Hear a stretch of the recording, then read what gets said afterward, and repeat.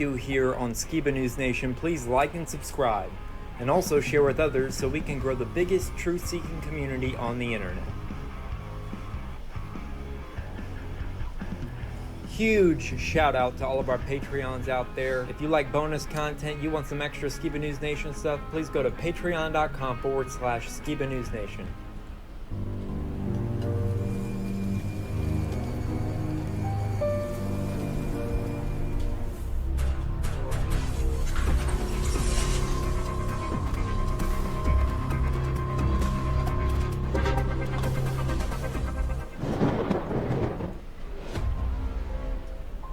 Welcome to Skiba News Nation, bringing you unfiltered views, news, interviews, discussions, and more.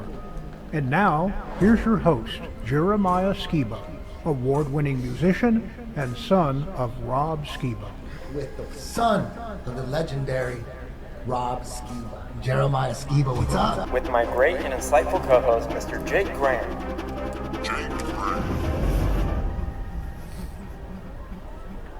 It's like I don't even want to wake up.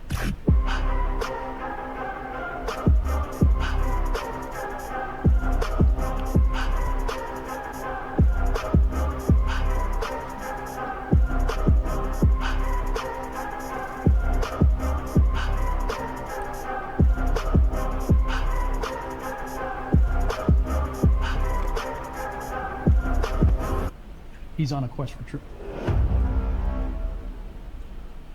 Something huge is coming. We're building the world's largest truther convention. It's called TrutherCon. This is the place where truthers unite to explore knowledge, ask tough questions, to challenge the mainstream narrative. But it isn't just a convention. It's a movement for free thought, open discussion, and the right to question everything. We are bringing in some of the biggest names of the truther community, so expect deep discussions, mind-blowing revelations, and connections with like-minded truth seekers. If you feel like the truth is being hidden from you, this is where you need to be. And the best part, it's 100% grassroots, built by truthers for truthers, straight from our Skiba News Nation family. TrutherCon will be a massive networking event. I believe this is going to be the most exciting truther event ever. October 2025 in Dallas, Texas. We hope to see you there.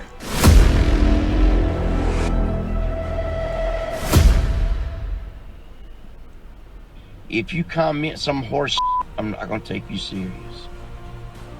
If you comment some dumb, I'm not gonna take you serious. Ignore the haters, keep the chain up, bro. Bros built like this Snapchat logo. How we fold this house, he's never owned a tie. Necklace behavior until next time. Can't wear a necklace because he is necklace. What neck of the woods are you from? This guy ain't sticking his neck out for no one. This is the guy who can survive a car crash. Is the pimple on your neck or your chest? Bros never get choked out in a jiu-jitsu match. Master for head and shoulders with the neck rolls. Project Graham, look it up, but he mean to uppercuts. Dude is a whole new race of people. Mexican, allergic to headlocks, neck reveal. Shut it.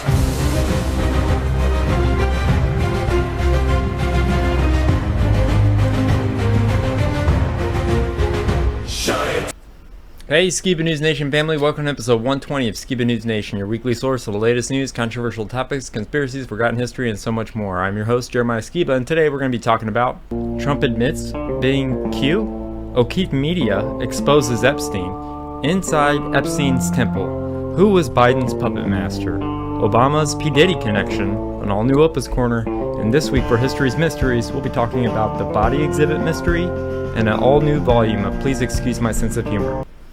Now, Jake, that's my newest lane of comedy. What do you think about it? You know, I have a lot in common with that guy.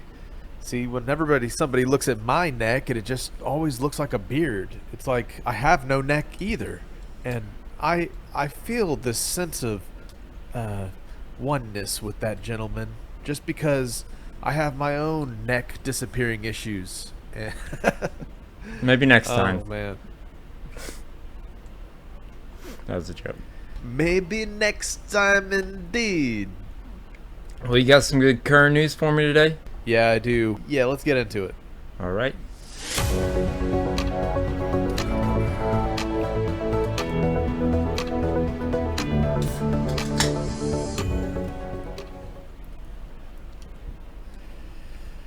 man. So first I wanted to start off with just this hilarious Trump account that's on X. So this hilarious account that I've been seeing over the past few years, at first to me seemed a lot like it was some kind of spoof or meme account, an account for humor purposes only. But I'm starting to be curious if the X account Donaldo Trumpo is not actually Donald Trump just posting without restriction. Not that he doesn't already, but some of the things that this thing has been putting out just strikes me as Donald Trump has another account on his phone called Donaldo Trumpo, and he's actually the guy that's been posting on this the whole time. Yeah, that account's super funny. J.D. Vance went and met with the new Pope recently, and Donaldo Trumpo shared this hilarious clip.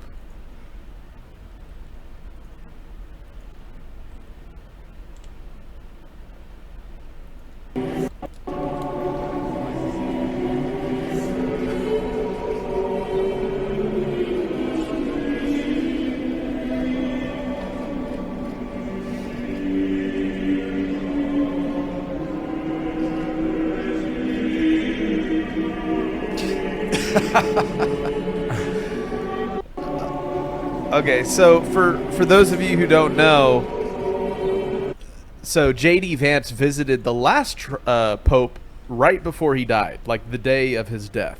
And so that's why it's a little humorous that the kind of the text underneath this meeting here. I'm sure that's probably not what they said, but it could be. You never know. Like, there's a 1 in a million chance that this is actually their conversation. But then again, yeah, pretty interesting. Hilarious, because we've been covering this last Pope topic quite extensively the last few weeks, and that one made me laugh. He's like, hey, take it easy, nice guy. We won't be woke or anything. And he's like, all right, I won't have to come back and do what I did with the last, as soon as I heard the story of Vance visiting the last Pope right before he died, it reminded me of the Nikolai Antichrist figure from the Left Behind series, who would like go around and shake world leaders' hands, and then they'd like have a heart attack if they didn't worship him. And I was like, oh man, that proves JD was the rotten tomato the whole time. He was the Antichrist. What? No, just showed up and killed the Pope. Anyways.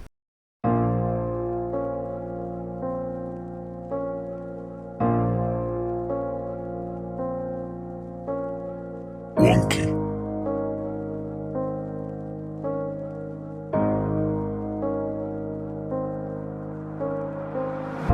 It takes time to find the truth, discern the voice, follow through.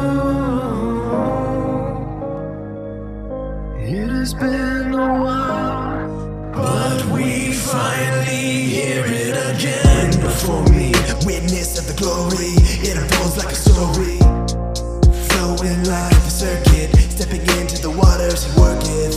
Fear is the beginning of wisdom, love is the end of it. Eyes be freed from the veil of the enemy. Before the Holy One, no unclean thing will be seen.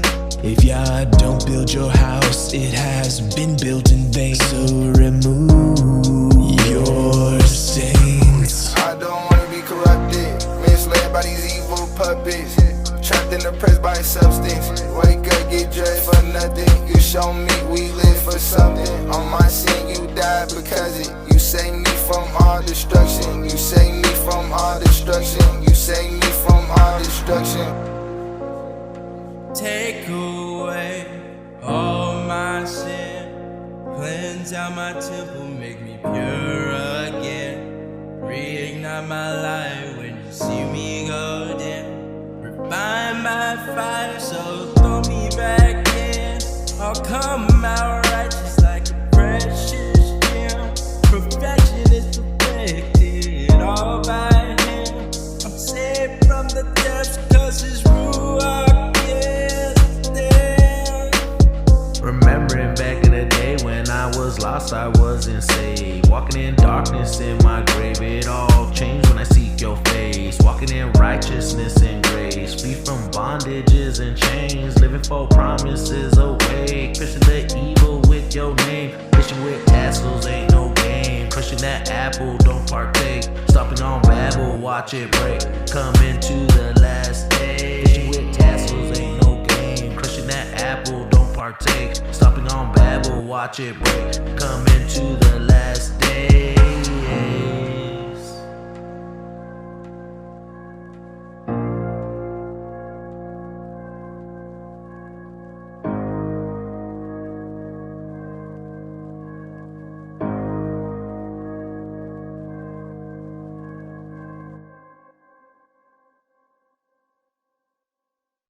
Today we're going to be starting off with a video that breaks down the revelation of method, and you're going to see through some of the interesting stories we're getting into today. By the way, we're talking about Barack Obama and some of the recent news plastering his involvement in the Biden administration, but not only the Biden administration being run possibly by Obama and Hillary, but also his involvement with the Diddy expose of these crazy parties that Hollywood celebrities would go and participate in.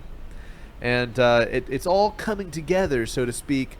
And so let's just start with this, which is going to give us an understanding of how the revelation of method is why we already kind of guessed a lot of these themes and elements, because they've been telling us all along, guys. Check it out.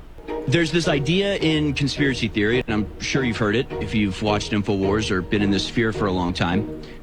It's sort of a form of predictive programming, but the idea is that these groups, these satanic occult groups, have to tell you what they're going to do before they do it in some form of ritualistic cleansing of their guilt. That by telling you what they're going to do, they therefore can do it with impunity. This is an aspect of the ritualistic process, where you have to let people know by signs or symbols or predictive programming stuff in TV. I think what it has to do with is, as we know, abuse or control of an individual or a small group like a cult or a nation. You can use the same techniques to a person as you can to a nation.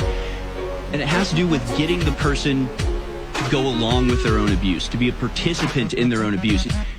And by getting the person that you're abusing, that you're controlling, to think that they're actually responsible for it, think that it's their fault, then they become an accomplice as well as a victim to you. And it makes your control that much more solid.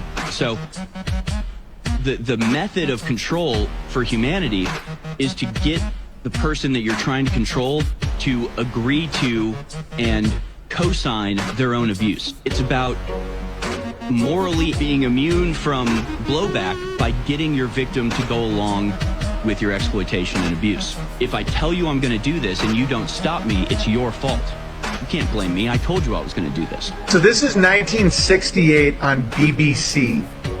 This is a year before the fake moon landing. They told everybody. This is called Newsbenders from 1968. This wasn't made by a bunch of truthers. This is the BBC. Told you this, and you still did it.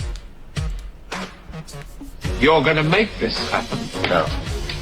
We're going to make models much cheaper. Then we photograph the models. Fake newsreels? That's fake newsreels. For the past 10 years, people have been looking at our fake newsreels and listening to our fake commentaries. And they accept it for the truth.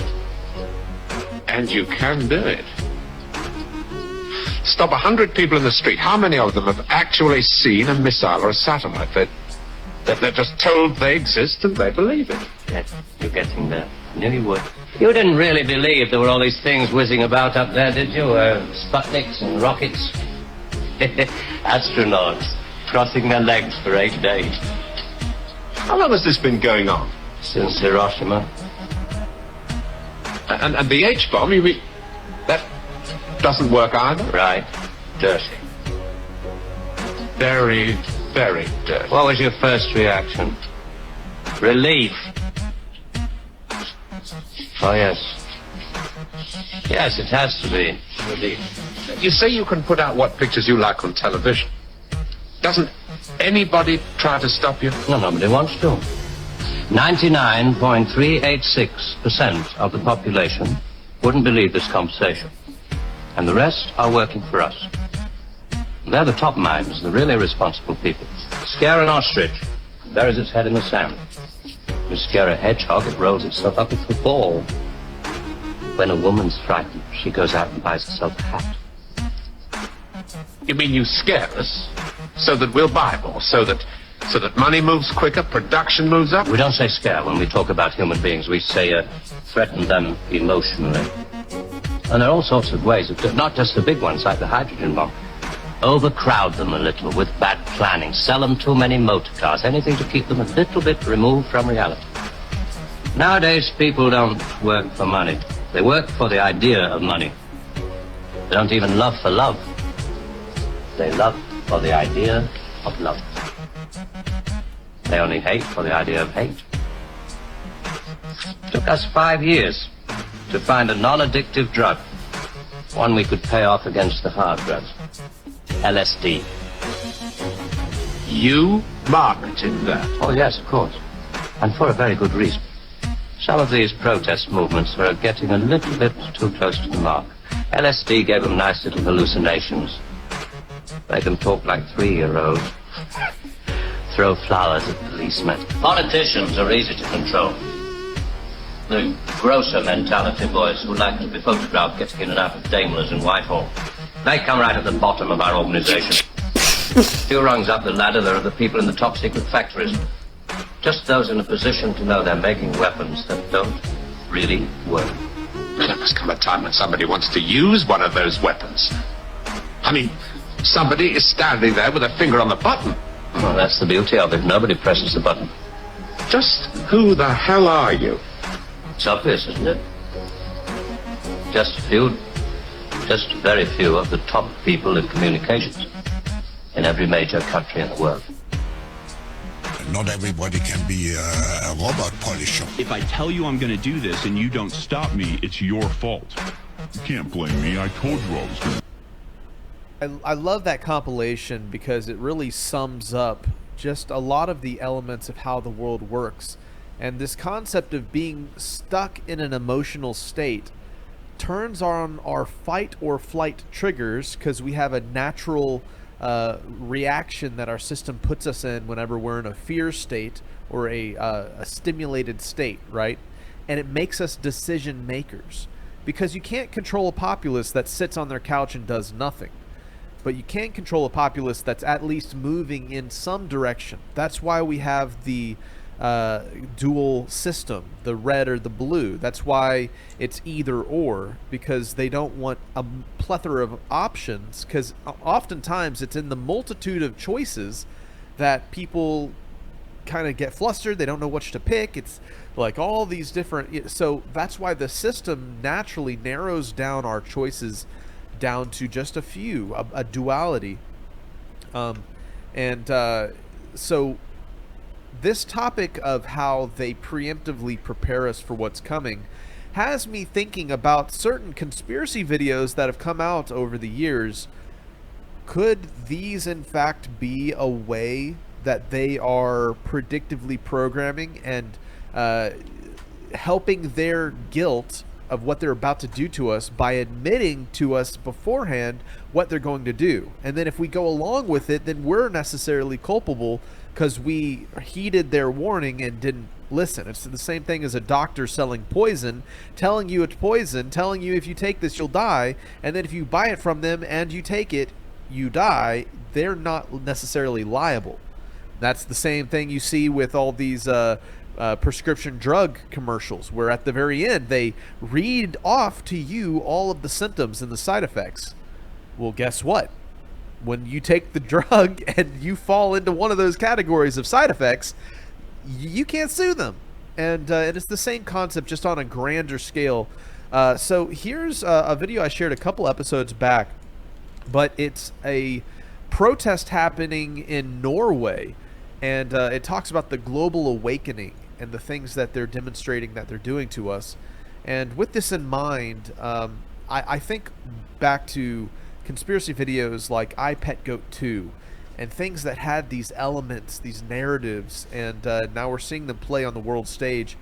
Are we feeding the fire, or are we just investigating by sharing content that theorizes about what they're doing when it actually ends up being true? Were we the ones playing that role of disseminating their information of how it should go unwittingly? I don't know, but that's just some things that cross my mind as we look at videos like this.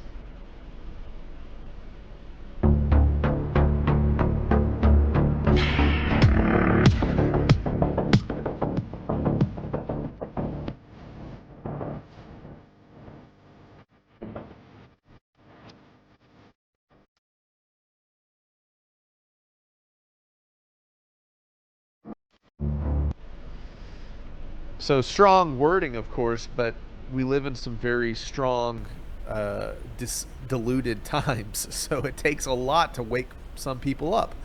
But whenever we talk about this revelation of method, my mind can't help but to go to a theory, a topic that was coming out in the first Trump administration, his first tenure in the office, and the topic of Q Anonymous. And here's a post on X that shows in Trump's Mar-a-Lago estate there's an interesting painting, and nothing is done by choice. You don't think he walks through these hallways, you know, telling them what he wants up on the walls. And of course it could be, you know, some independent decorator, but you know, POTUS is posting blatant links and nods to Q in case you had any doubts that there's a full-blown operation occurring. Firstly, this painting is hanging at Trump's golf course. And what do we see here? Do you see it, Jeremiah? Do you think he, like, unwittingly has this on his wall? No, I don't think so. I mean, that looks like in Mar-a-Lago. Yeah, I think he knows, but I think he's feeding into it, you know. He's giving them more. It's like Bob Joyce doesn't claim that he's not Elvis, even though he's not Elvis, but he doesn't deny that he's Elvis, you know? Yes. So here's what I'm getting at. What if the conspiracy of what's possible creates this shadow possibility, this shadow image that doesn't quite exist yet? And just like Trump had all these Q conspiracy things happening, he started to listen to the very conspiracies that possibly weren't even true, and then he steps his foot into the boot and fills the role that we create through our theorizing. Could be. So what if, here's my point, guys, what if the same way that it can happen for the evil side, which is people talking about cloud seeding and, you know, depopulation agendas, and nobody's filled that boot, but then the evil-minded start, you know, cranking those wheels, and then they are like, all right, well, I can make money doing this. Let's sell them a you-know-what, right? And so in that way, because the theories and the speculation were put out first, we were the originators as a populace, as the world of conspiracy theorists, to present the possibility of this dark evil. And then somebody who just had this innate lack of care or saw a way to prosper jumping on the theory, used all of our plotting and scheming, trying to figure it out in a positive way, as a blueprint to actually do it to us. In the same way that all the theorizing and thoughts regarding the QAnonymous counter-government intelligence war was a theory that became a reality because we laid the blueprint and they simply seized the moment. They seized the opportunity, even if it wasn't originally their intent or their thought process. And I know what I'm talking about sounds probably a little like crazy, right? But if you really think about it, what if the whole world influences the world stage in this way, preemptively prophesying in a way, creating the void of the theory, and then people just start to fill it. And so in a way, what we talk about, what we fear, is as dangerous as what reality actually is, whether or not our theories are true. So I know I'm getting into the weeds here, guys. Well, no, because do I make any sense? Yes, I mean, kind of, and I don't know if this has anything to do with it. Just like the TrutherCon logo, I picked an eyeball for a reason, and people get upset about it. And then when I explain it, they're like, "Oh, well, that makes sense." So it's actually opening their eyes. You know what I mean? This what the eye is. It's awakened. It's, you know, becoming something that you think it is, but it isn't. Does that make sense? Exactly. It's the fear of our own worst nightmare creates us voicing our worst nightmare, and then people can then make it a reality, as they hear it being a possibility, is kind of what I'm getting at.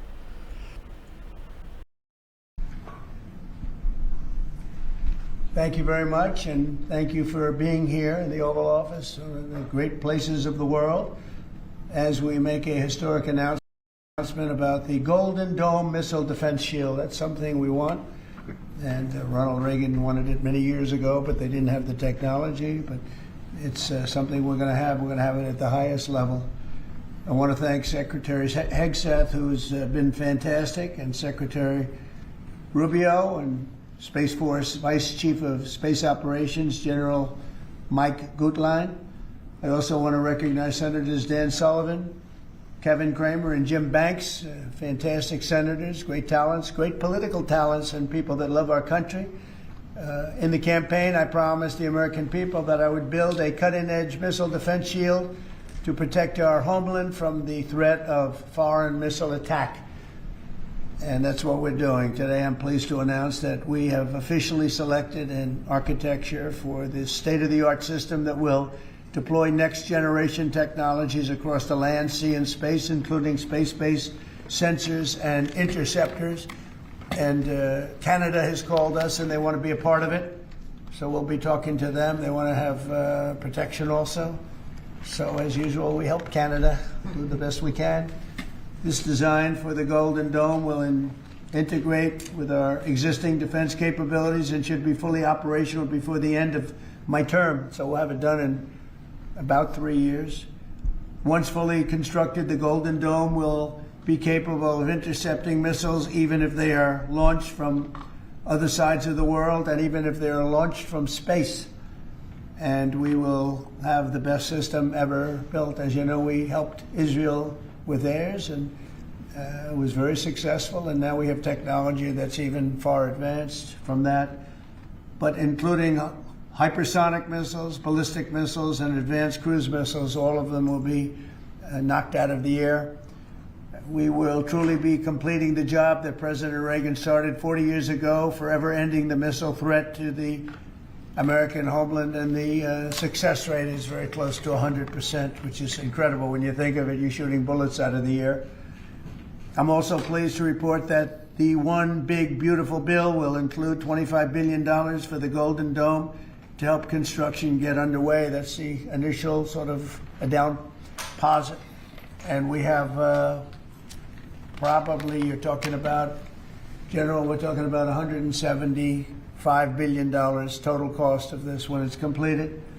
This afternoon, I'm also announcing that I will appoint, very importantly, General Gutlein to lead the ambitious new effort as the direct reporting program manager for the Golden Dome. Very talented man, and I'm very honored to have been the one that helped to have really created Space Force. Space Force has turned out to be a tremendous success. We were third in space, and now we're number one in space by a lot. It's not even close. Nation as we double down on protection of the homeland. As you're aware, our adversaries have become very capable and very intent on holding the homeland at risk. While we have been focused on keeping the peace overseas, our adversaries have been quickly modernizing their nuclear forces, building out ballistic missiles capable of hosting multiple warheads, building out hypersonic missiles capable of attacking the United States within an hour and traveling at 6,000 miles an hour, building cruise missiles that can navigate around our radar and our defenses, building submarines that can sneak up on our shores, and worse yet, building space weapons. It is time that we change that equation and start doubling down on the protection of the homeland. Golden Dome is a bold and aggressive approach to hurry up and protect the homeland from our adversaries. We owe it to our children and our children's children to protect them and afford them a quality of life that we have all grown up enjoying. Golden Dome will afford that. I greatly appreciate your trust in me and your nomination in me and your trust in the team to deliver this. It is a great day for America. But he said, you hear something spooky though? In 1884, Pope Leo XIII, they were doing mass at the Vatican Chapel, and then all of a sudden he just froze. They said that his face went white as a ghost, and he stood there in terror for 10 minutes. But he said he just received a vision. There was two voices that were speaking to him, one being Jesus and one being Satan. Oh my gosh. And this is how the conversation went. The guttural voice, the voice of Satan, in his pride boasted to our Lord, I can destroy your church. The gentle voice of the Lord said, you can? Then go ahead and do so. Satan said, to do so I need more time and more power. Then Jesus said, how much time and how much power? 75 to 100 years, and a greater power of those who will give themselves over to my service. Then Jesus said, you have the time, you will have the power, do with them what you will. It's like a Job situation. Yeah. So that was the last Pope Leo who got that vision. Interesting. I thought that was weird. Here's some. All right, so now we're going to get into the connection between Epstein, Barack Obama, Diddy, all of these crazy people that there's been all these theories about over the years. But General of the United States, Pam Bondi, was at the White House presented as brand new information in relation to Jeffrey Epstein. The existence of tens of thousands of videos featuring little children. There are tens of thousands of videos of Epstein with children or child. Now, this is the first time an official has publicly acknowledged that videos of Epstein and his victims exist. What you may not know is just 9 days prior, the Attorney General had a very similar conversation with a total stranger in a restaurant. Do you know when the Epstein files are going to get released? We hope soon. Your husband. Okay. So, any dates? No, you know what it is? There's a thousand videos. Yeah. And it's all with little kids.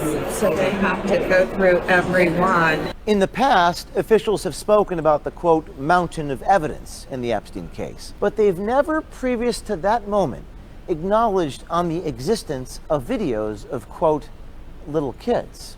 Just a few days later, at 2 p.m. on May 1st, our reporter sent the AG's office the text of the recording. We asked why this detail had not been disclosed to the public, but was instead being told to a random stranger at a restaurant.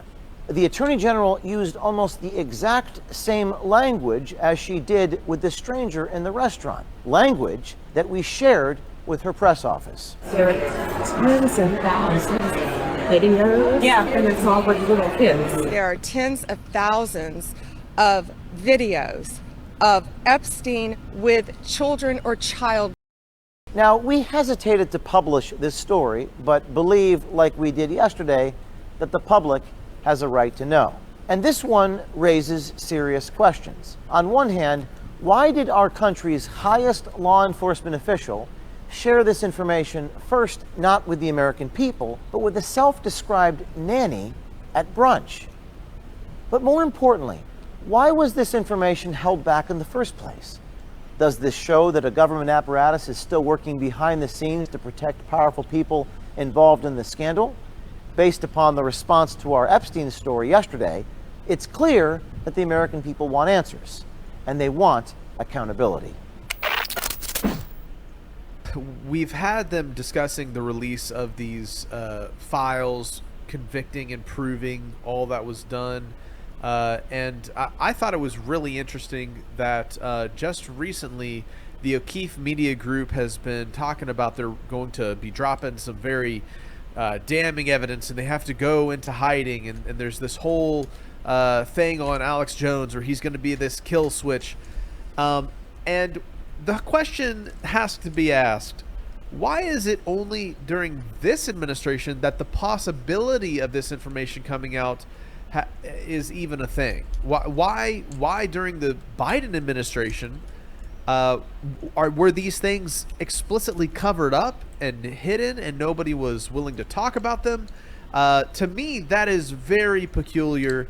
And so what we're going to do is we're going to show this new clip that came from the O'Keefe Media Group, breaking down the Epstein Island Temple, where they show kind of what theology and belief set was behind that evil trafficking cult through Epstein and his blackmailing.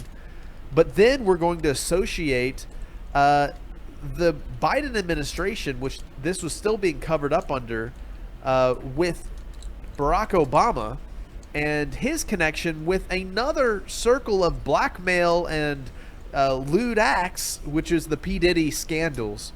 And what it does is it shows that there's a common theme in these administrations of people involved in these type of situations, and it proves why they're hiding it. And check out this next clip, which is his O'Keefe Media Group's first look at what was actually in that temple on that island. We've shown you newly obtained video from inside the buildings on Jeffrey Epstein's private island in the Virgin Islands shortly after his arrest. We took you inside Jeffrey Epstein's kitchen, inside his personal library, even inside the master bedroom where we could see those phones on the bedside tables with speed dials and names. Now, we take you inside the infamous and mysterious temple. New footage received by O'Keefe Media Group gives a detailed look at the interior. No one has ever seen this before.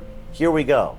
You are looking inside this mysterious building, and the walls are covered with what appears to be a marble textured finish and a wooden bookshelf with one solid column on the left and one spiraling shape stretching to the ceiling on the right. And if you look up at the top of this mysterious temple, you'll see what appears to be a detailed celestial painting filled with astrological figures. Before we dive too deep into that, let's just take a step back.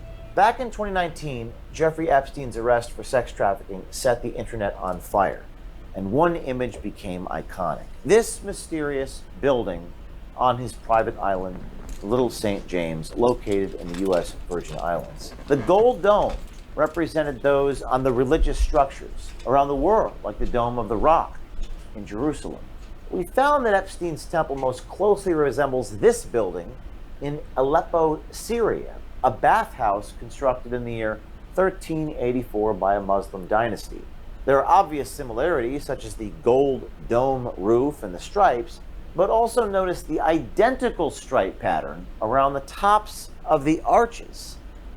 There is no record of Epstein ever traveling to Syria. His family descended from European Jews who immigrated to America. He was born and raised in Brooklyn. Now, in one room of Epstein's island compound, we saw a framed photo of his elementary school. This is the actual photograph of the image inside the frame. This would turn out to be Coney Island's Public School 188, named after Michael E. Birdie. Building permits filed in 2010 for Epstein's island compound didn't include the temple. They instead proposed that an octagonal music pavilion with a grand piano be built on the site. But around 2012, the temple was constructed instead. Now, until now, no one has ever published video taken from inside this structure. In 2019, the closest thing to it was Business Insider releasing the account of a local piano tuner, Patrick Barron, who alleged that he visited the temple to service a piano it contained. However, the video we obtained shows an interior that differs from Barron's description. Through this never-before-seen footage, we show you what it was like to visit inside Epstein's temple. You travel up a gravelly road that hugs the tropical hillside, past what appears to be a helicopter landing site, which is situated in a discreet green field where Epstein and his elite guests would arrive by air. You crest the ridgeline and spot a giant sundial. Seen here in drone footage from a YouTube account named Rusty Shackelford, this large and mysterious sundial-borne image resembling the sun. But it also resembles a figure known as the Masonic Man, first appeared in a 1754 pamphlet commenting on Freemasonry. You ascend further, and the infamous building emerges on a small hilltop up the gravel road. This footage was captured after Epstein's arrest in 2019. Now, some will say, well, this is old footage, but everything related to Epstein is 5 years old. He died 5 years ago, and all of the tens of thousands of videos are also 5 years old. It's still very important for us to ascertain what actually happened. Now, notice that the signature gold dome is missing on top of this building. It was reportedly blown off during Hurricane Maria 2 years earlier. That was the Category 5 hurricane that barreled through the Virgin Islands, causing mass destruction. On the ground, there were two more statues that resemble centaurs, one holding a trident. We believe that those statues are what you actually see here. At the time of this video's capture, they appear to have been moved from the temple to a sheltered area for storage. The statues depict sea creatures from Greek mythology called ichthyocentaurs. They had a human upper body, the forelegs of a horse, and a fish-like tail. Their names were Aphros, meaning sea foam, and Bythos, meaning the depths of the sea. They were often depicted in art as the beings that lifted Aphrodite, Greek goddess of beauty, from the ocean at the time of her birth. Now, approaching the temple, you can observe that the three-dimensional qualities, the architectural features, have simply been painted on to a flat, two-dimensional surface, not unlike the sets for a stage play. Now we are on the inside of the temple. You're looking at a photograph taken inside the temple. There is no piano, no supervillain chair, no sacrificial altar, no child sacrifice. Appears to be no elevator going into the ground, as some have conjectured. Just another renovation project. Looks like it was never completed. Now, looking up at the ceiling, here's a high-quality photograph. We can see one more piece of art. A large canvas that depicts the zodiac constellations.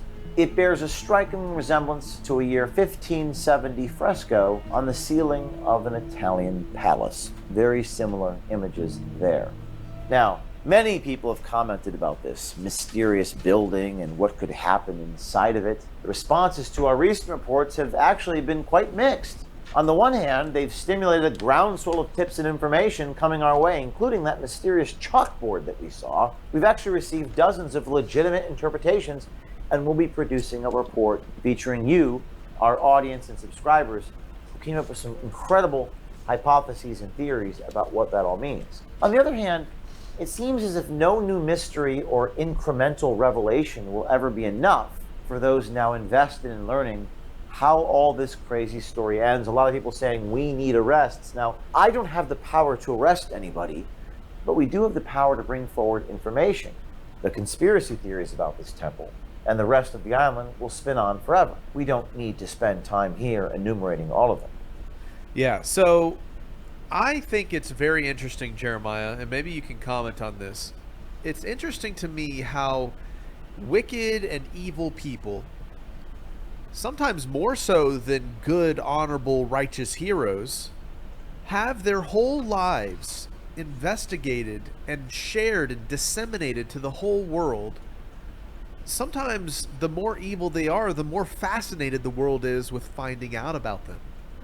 And I often wonder, why is that? And are we inadvertently creating copycat killers, so to speak, by fantasizing the lives of these wicked, evil people?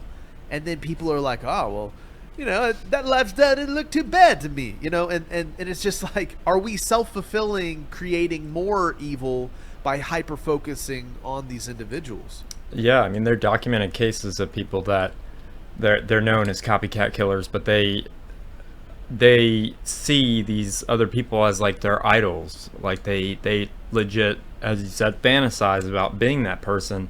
They end up doing this exact same thing, like the Zodiac killer. There was one in the 90s, you know, that did the exact same kind of thing, wrote the same kind of notes and all that. And it was like, it's very strange that I don't know what it is that fascinates people about it. I mean, it fascinates me, but not to where I'm gonna go kill anybody for all that you know. I could be a big serial killer, but I'm not. But You know, I think that's what a real serial killer would say. No, I think I'd be a terrible serial killer because I'm not a very good liar. But that's what it was. So when there's school shootings now, they do not air the name of the kid because they don't want people to go and research him because they have copycat killers, copycat school shooters, copycat all this. So they don't do that anymore. But I think that's why people are fascinated with people like Jeffrey Epstein and all these other crazy, evil people. Which brings me back to my first point of a few clips back, which was whenever we talk about our worst fear, our worst conspiracy, we create the void.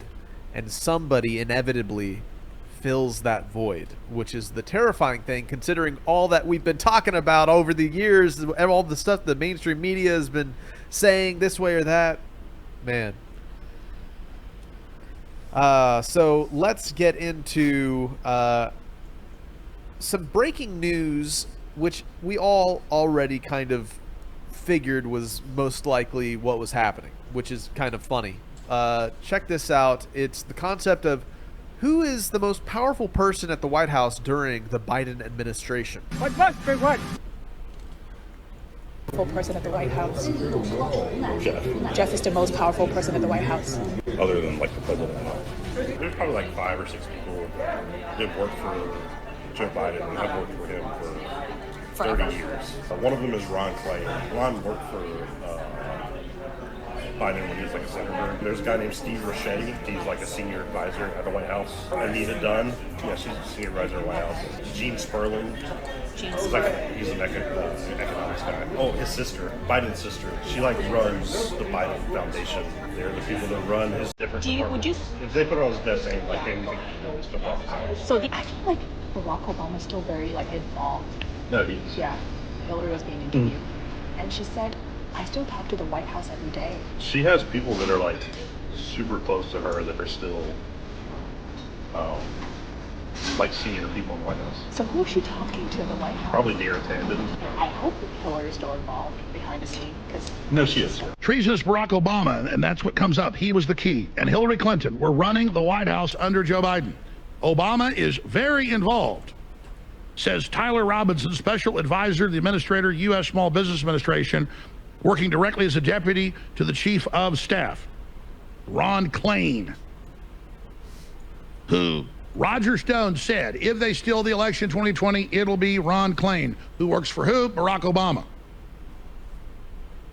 And he says in this long 18-minute undercover video, he says, well, you know, basically you gave it to Ron Klain, he was the president, he says. And he says, but this person was also like the president. They, you know. But they didn't have to give it to Biden. They did whatever they wanted.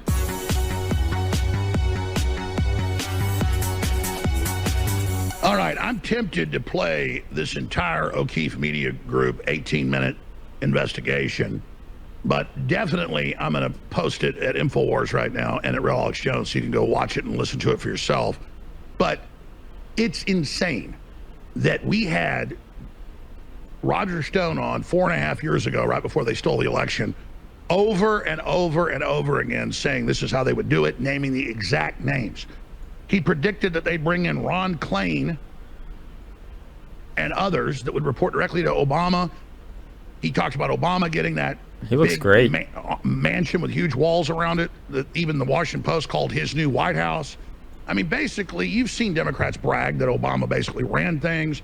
You've seen the famous footage of over and over again of Biden at White House events, and nobody wants to talk to him. Everybody's talking to Obama.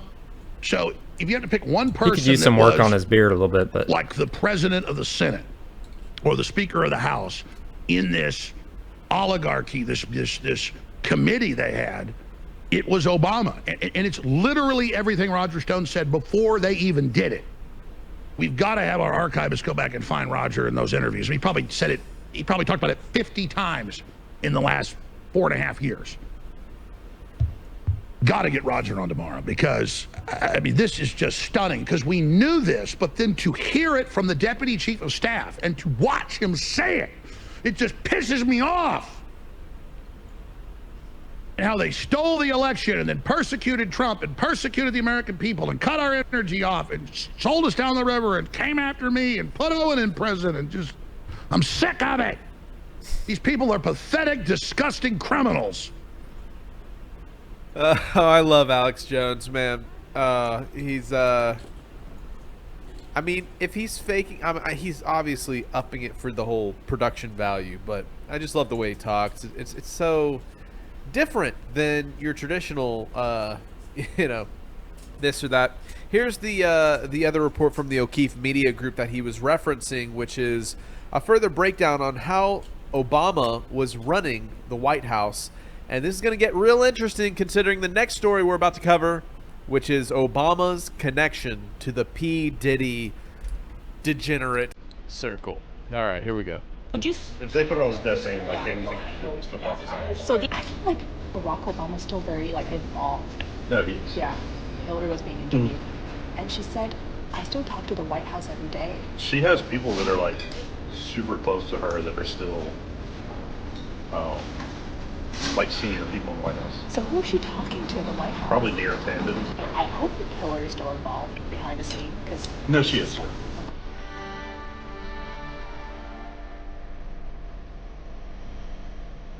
which I used myself while the SBA, who reports to SBA Administrator Isabel Guzman. Guzman was sworn in as administrator of the SBA by Kamala Harris in 2021. Tyler says he can't do anything overtly political, but confirms the SBA is indirectly campaigning for Biden and, quote, helping retain members of Congress to get reelected. you're politically appointed. Yes. So the administrator is the most traveled member of the cabinet. Like pretty much every week. You mean your boss? Yeah. Okay. Pretty much every week she goes somewhere in the country, and like talks to small business owners and gets on local news and says like, Wow. this is what the Biden economy is That's doing awesome. for you guys in this area. So she's basically a spokesperson for Biden. Yeah. So And, she like, can tout Biden's we can't like accomplishments. we can tell their accomplishments. She can't like go on stage and be like, or go on there and just be like, hey Joe, vote for Joe Biden. Like that's illegal. So she's indirectly Yes. Yeah. like campaigning for Biden. Yeah. Yeah. She's indirectly campaigning for Biden. Yes. Yeah. These guys must So, be like, very lonely. Yeah, there's just certain rules for like political appointees Yeah. and what we're allowed to say and like do. You and your boss? Yeah. What's her name? Isabella Guzman. She's from California. We're going to this area in Pennsylvania, which is a huge swing state.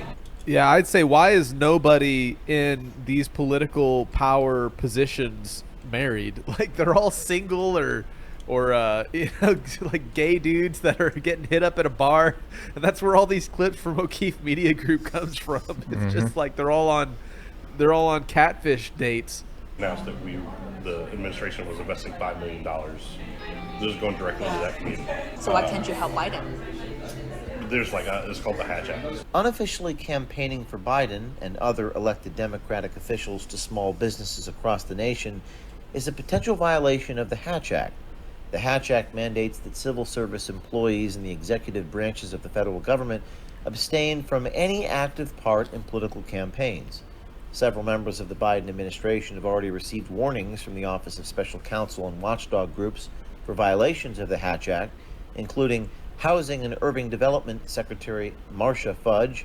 Because he's a Republican, and Yeah. don't invite the two members of Congress because they're Republicans. So the White House authorized you guys to go Yeah. campaign for this senator. Yeah. What kind of campaigns does the SBA run to help Biden? I mean, we can't do anything like overtly political. Like, we can't send out like an email to small businesses like vote Joe Biden. Tyler Robinson continues to describe the inner workings of the Biden White House by mentioning Jeff Zients, the White House Chief of Staff. Tyler states, quote, by getting Jeff's sign-off, you're getting the president's sign-off, labeling him as the second most powerful person in Washington, D.C. Down the line is a subtitle. Or Biden's closest advisors and have worked with him for over 30 years. So I'm skipping ahead here to Joe Biden, find like, he's been around for so long. He has like particular a segment referring to you know who. voters. Yeah. Voters. Yeah. But they worked in the Senate for 30 years. Tyler Robinson goes on to mention Obama and Hillary Clinton still having close ties to the White House. Here we go. Going as far as stating Hillary influences policies and helps advise select members of the Biden administration. I feel like Barack Obama's still very involved. No, he is. Yeah, Hillary was being interviewed, and she said, "I still talk to the White House every day." Yeah, she has people that are super close to her that are still senior people in the White House. Working for President Biden. Yeah. So who is she talking to in the White House? Probably Neera Tanden. Who? The director of the Domestic Policy Council. What's his name? Neera Neera. Tanden. Okay. She. Yeah, she worked for Hillary for a while. And she now works for President Biden. So you think she's one of the people that Hillary would talk to regularly? Yeah. To what? To influence the policies, or how much Probably. power? Yes. Just get insight. Yeah. And I hope Hillary is still involved behind the scene, because No, she is. Okay. So she's talking to this one lady for domestic. She does a lot of international stuff. With whom? They have the Clinton initiative. Does she talk to anyone else besides this Neera lady? I'm sure. Yeah. On internal SBA policy and plans, Tyler Robinson discusses how the SBA wants to get into the lending business to provide loans to small businesses that cannot get loans from private banks. She had her congressional testimony, and we didn't want her to mention that we would like to do direct funding to small businesses because the Republicans hate that. So you guys think that it's bad for her to advocate for direct funding? Well, if we bring it up, they're just going to yell at us. Okay. So what did you guys say instead? Or what would be the alternative to that? The line we kept going back to is we're not allowed to do that. We don't want to compete with banks and financial institutions. But in reality, do you guys compete with banks? For the small dollar loans, we would like to, yeah. Are you guys competing? We're not allowed to. We don't have the budget to do it. Why do you guys want to compete with banks? For the same reason I was talking about. No, we don't want to compete with banks. I think a way to expand access to capital for business owners is those banks that don't want to do a $10,000 loan. They're going to get that loan from nowhere else unless they go put it on their credit card for super high interest rates, or go to someone who's going to do it at high interest rates, where if Congress provided us the funding and helped give us the collection agency, the ability to collect, we'd be fine with us. So you guys would be acting like banks? A lender, yeah. A lender.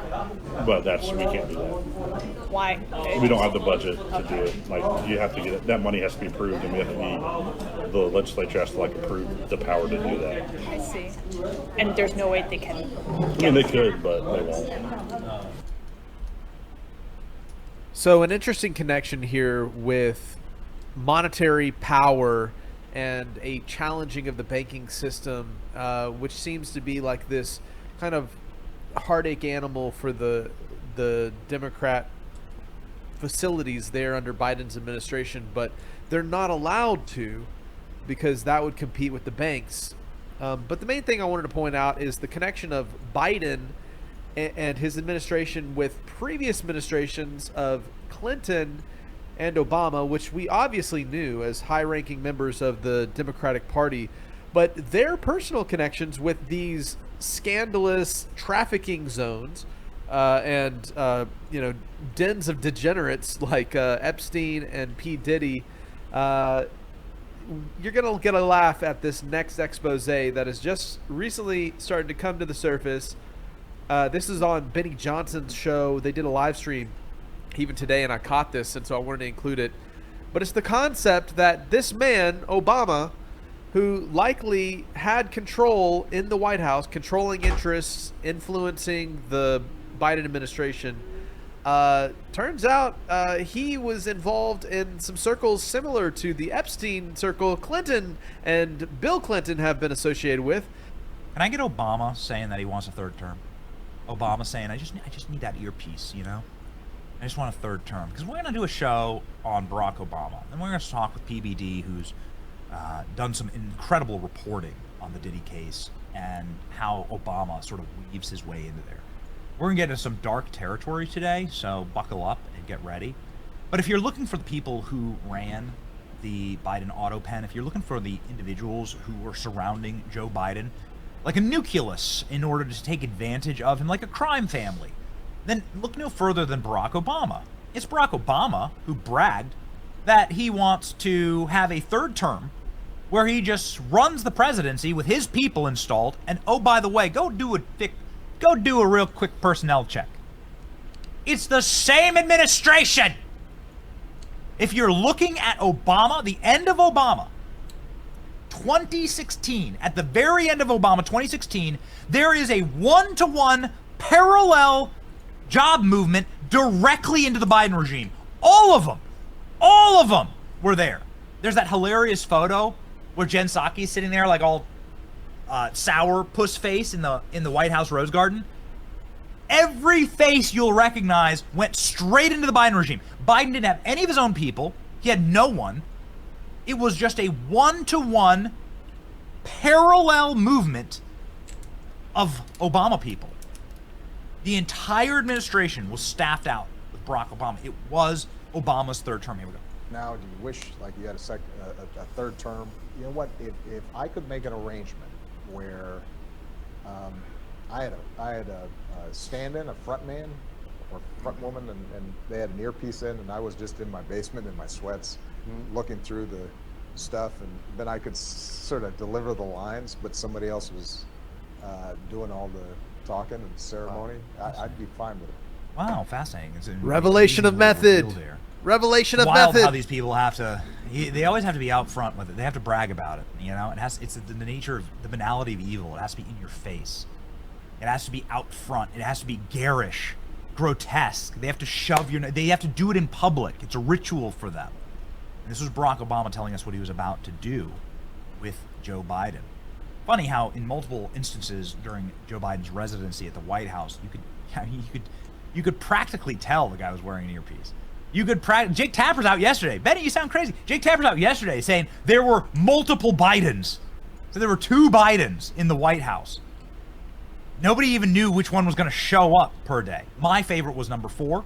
Some people are some people really like Biden number 7. My favorite was Biden number 4. There are different Bidens. It's kind of like a Baskin Robbins, okay? Who was going to wear the Joe Biden skin suit that day and come on out? But Barack Obama had an earpiece in every single one of them. And now, chickens have come home to roost for Barry. Let's start with a interesting video here. You know, because it's wild. Talk about being able to predict the future. You really can if you pay attention. If you pay attention, you can predict the future. And we're going to get into Diddy's sex slaves that were out to warn Donald Trump that a cabal of Satanists run by Barack Obama were out to kill Donald Trump a la JFK on a live TV execution. Because we have that tape, and we're going to play it for you. It's wild. This was a warning made in 2018. 6 years before they literally did that. It's insane.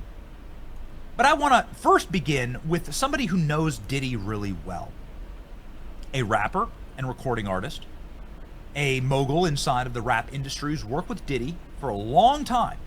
His name's Reggie Wright Jr. And there's a little clip that nobody's really played, nobody's really watched from, from a podcast way back in the day. And way back in the day, what I mean by that is 3 years ago, when these kind of claims seemed utterly insane. And again, we're going to cover the Diddy sex slave deposition, where if we were paying attention at the time, we would have known about everything that was about to happen to Trump and our nation 8 years ago. But let's rewind the clock back just a little bit to Reggie Wright, who went on a podcast and told us everything that Diddy was guilty of, and more importantly, why he's doing it and what's going to happen next. Let's go. But he needs to build a spot over there in Bali for his boy Puffy. I warn Keefe D to take his ass over there. There's no extradition laws over there. So I'm warning you now, Puffy. Take your ass over there. Reggie prediction. I know Puffy is smart enough, and he probably done already cleaned his houses. But sexual predators, what do they do? And we'd be like, damn, why? They treat their sex tapes like, y'all remember that song, Me and My Girlfriend, that Pac did? What he was talking about? What was Pac talking about, y'all? And that. Do y'all really know what he was talking about? For those of y'all know what he's talking about a gun, but sexual predators is what hold on to their tapes and cops them.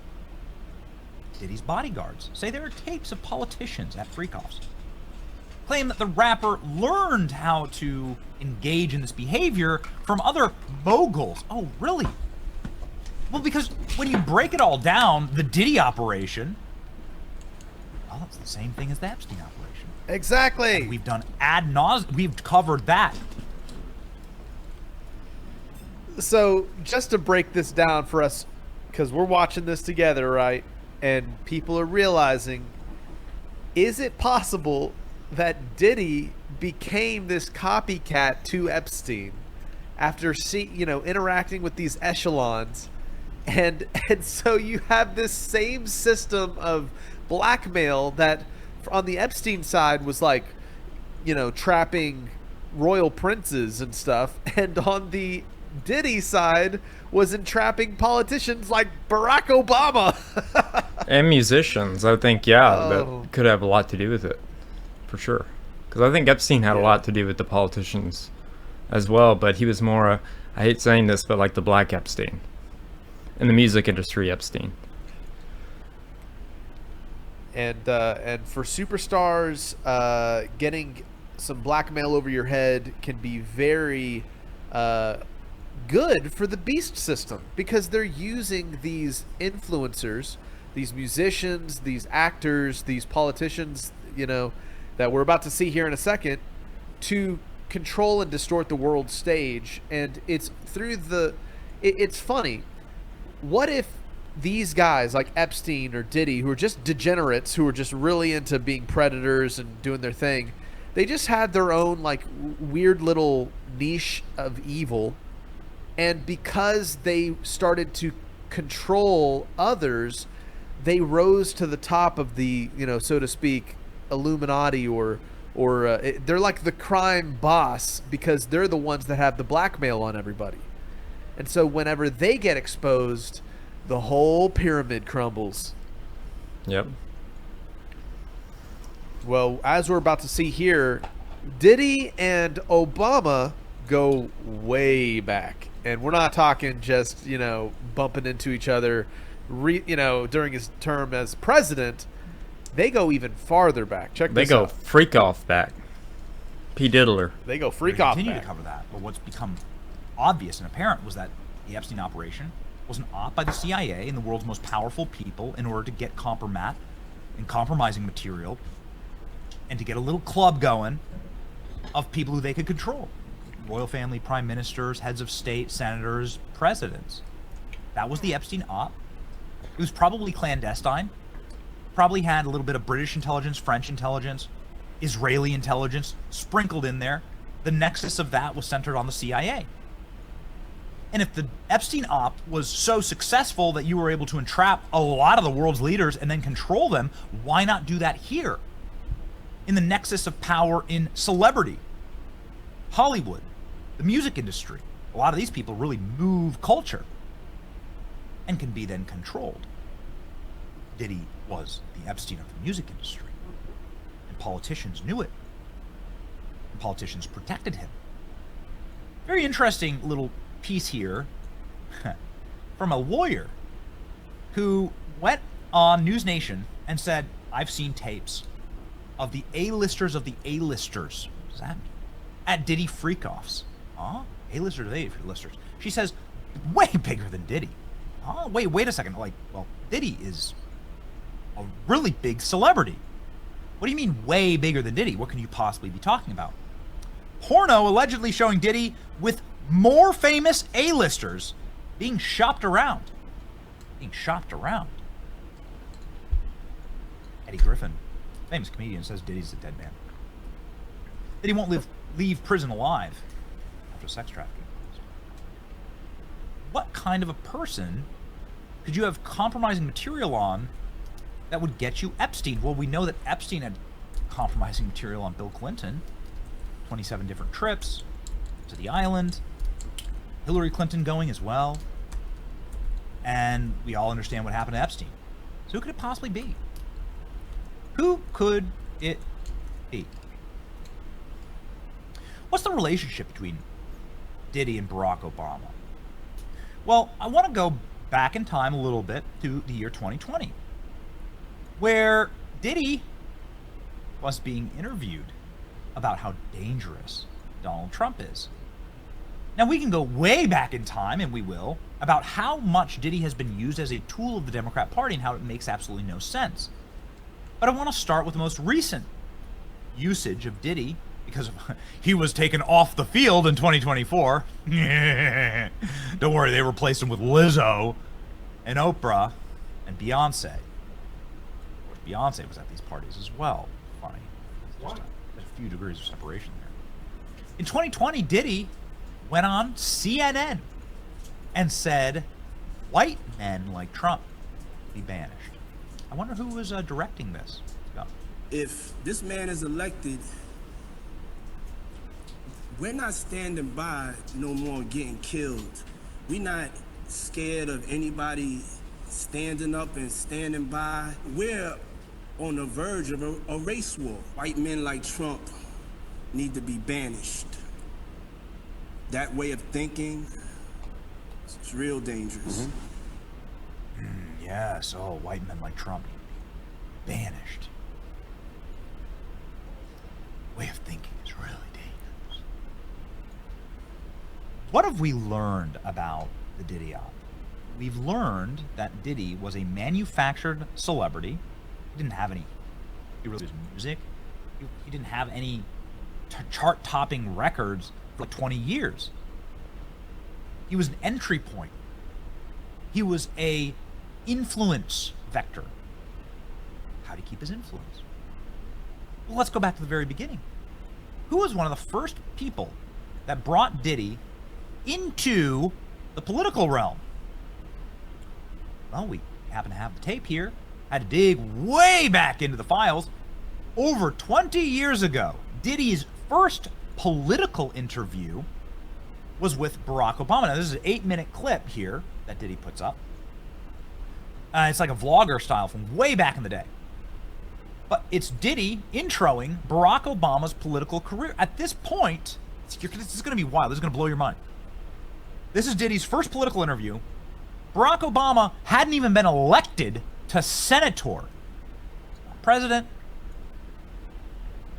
Here in the tape, you can hear not only Barack Obama with a brand new accent, very unique accent that he that got exercised out of his vocabulary, but when Barack Obama was trying to appeal to the Diddies of the world, he did this. And then there's something else unique that happens here. Here we go. Obama blog, Barack Obama meets Barack Obama. 4 years ago, I had the privilege to meet Barack Obama, interview him, predict that he was going to be something big, and also joke around with him, have some, we had some funny banter back and forth. We was really like snapping on each other a little bit. It's some footage that I will always thank God that I have, and I got a chance to meet and talk to this great man. I wanted to share it with y'all. Happy Obama Day, baby. Happy Obama Day. Happy Martin Luther King Day. Your dream is now a reality. Check out this exclusive footage. Here we go. Barack Obama meets Barack Obama. And the archives here. Introduce yourself again for me, sir. I'm Barack Obama. I'm the U.S. Senate candidate from the state of Illinois. Candidate. And you becoming a black Democratic senator, this is a big deal. This is a big deal. Well, absolutely. We've got 100 U.S. senators from across the country, and right now not one is African American. So part of what we hope to do is to break that barrier, make sure that African Americans, Latinos, more women are included in the process, because the U.S. Senate makes decisions about a lot of stuff, war and peace, what we do with our tax dollars, etc. The reason why I'm bringing up that's a big deal, because it's proof that the voting process can work if minorities and young people get involved. The disenfranchised that don't usually vote can make changes and can change the face of politics. Do you agree? Absolutely. Listen, you're a motivating force for young people all across the country. Your music moves people. You're a trendsetter. But part of what we want to do is to make sure that we're setting a trend in terms of political participation You know, music, fashion, all that's important. But people have to also understand that, you know, when our young men and women go to war, somebody's make that decision, and it's typically going to be young people. You know, whether you work at Mickey D's or you're producing records, your tax dollars are going somewhere. And it's almost like Barack Obama gave Kamala Harris the Mickey D's fake story. You know, you listen to this, it's like time capsule stuff. All of these, he's like describing DEI. I want more women and Latinos and African Americans in the Senate. They're like, we need to have quotas in the United States Senate, you see. Nexus of it all starting here. And then there's one final little creepy thing, and the reason why we played this is because Diddy talks about how much fun he had with Obama. What an exciting time it was for him. The way they close out the video is Diddy talking about how glistening Barack Obama is. Let's come up in just a second. Here we go. All these speeches, all these conventions. thank you. And I just want to say how much I appreciate Puff Daddy for doing the kinds of work that he's doing, because he doesn't have to do this. But this is part of what is important about giving back. We applaud you, and I want to apologize for not sweating, but I do this so much. I'm so cool. I just want y'all to see everybody I'm interviewing is sweating. I'm not even touching my brow. I'm so cool, and I want to apologize. I ain't trying to make you look bad or nothing like that, but I'm just so cool. We T-shirt. I tell you, if he was wearing one of those fancy designer clothes he's designing, he'd be sweating just like me. Look at how much you're glistening. Look at how much you're sweating. What have we learned on the Diddy trials here? That these multi-day freak-offs, Diddy was obsessed with how sweaty people were, with how glistening they were. It's utterly repulsive.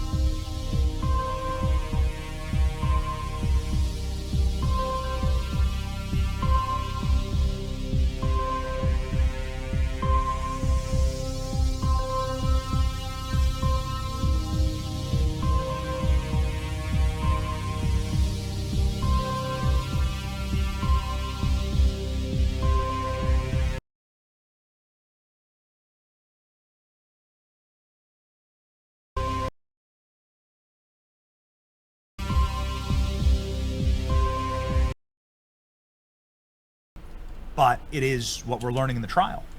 He's constantly obsessed with who's sweating and who's glistening, and that's why.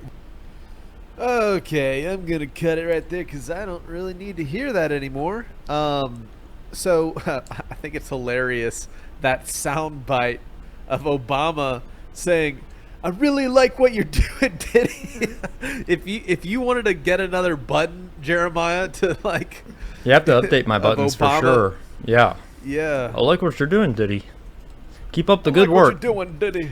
Hey, did you know that Ye West, speaking of Diddy, did you know that Ye West kind of predicted all this, Kanye? When he put out a song, Famous, says it was 8 years ago. So, but the music video shows all of these celebrities in bed, in one bed, like an orgy. I don't even think we could play it on this show, but if you guys are interested, watch that video without any children around. But it's so weird. Even the words that he's saying kind of exposes what Diddy was doing back then. He'd be a fascinating guest to get on the show because I think he's been programmed to be doing what he's doing, for sure.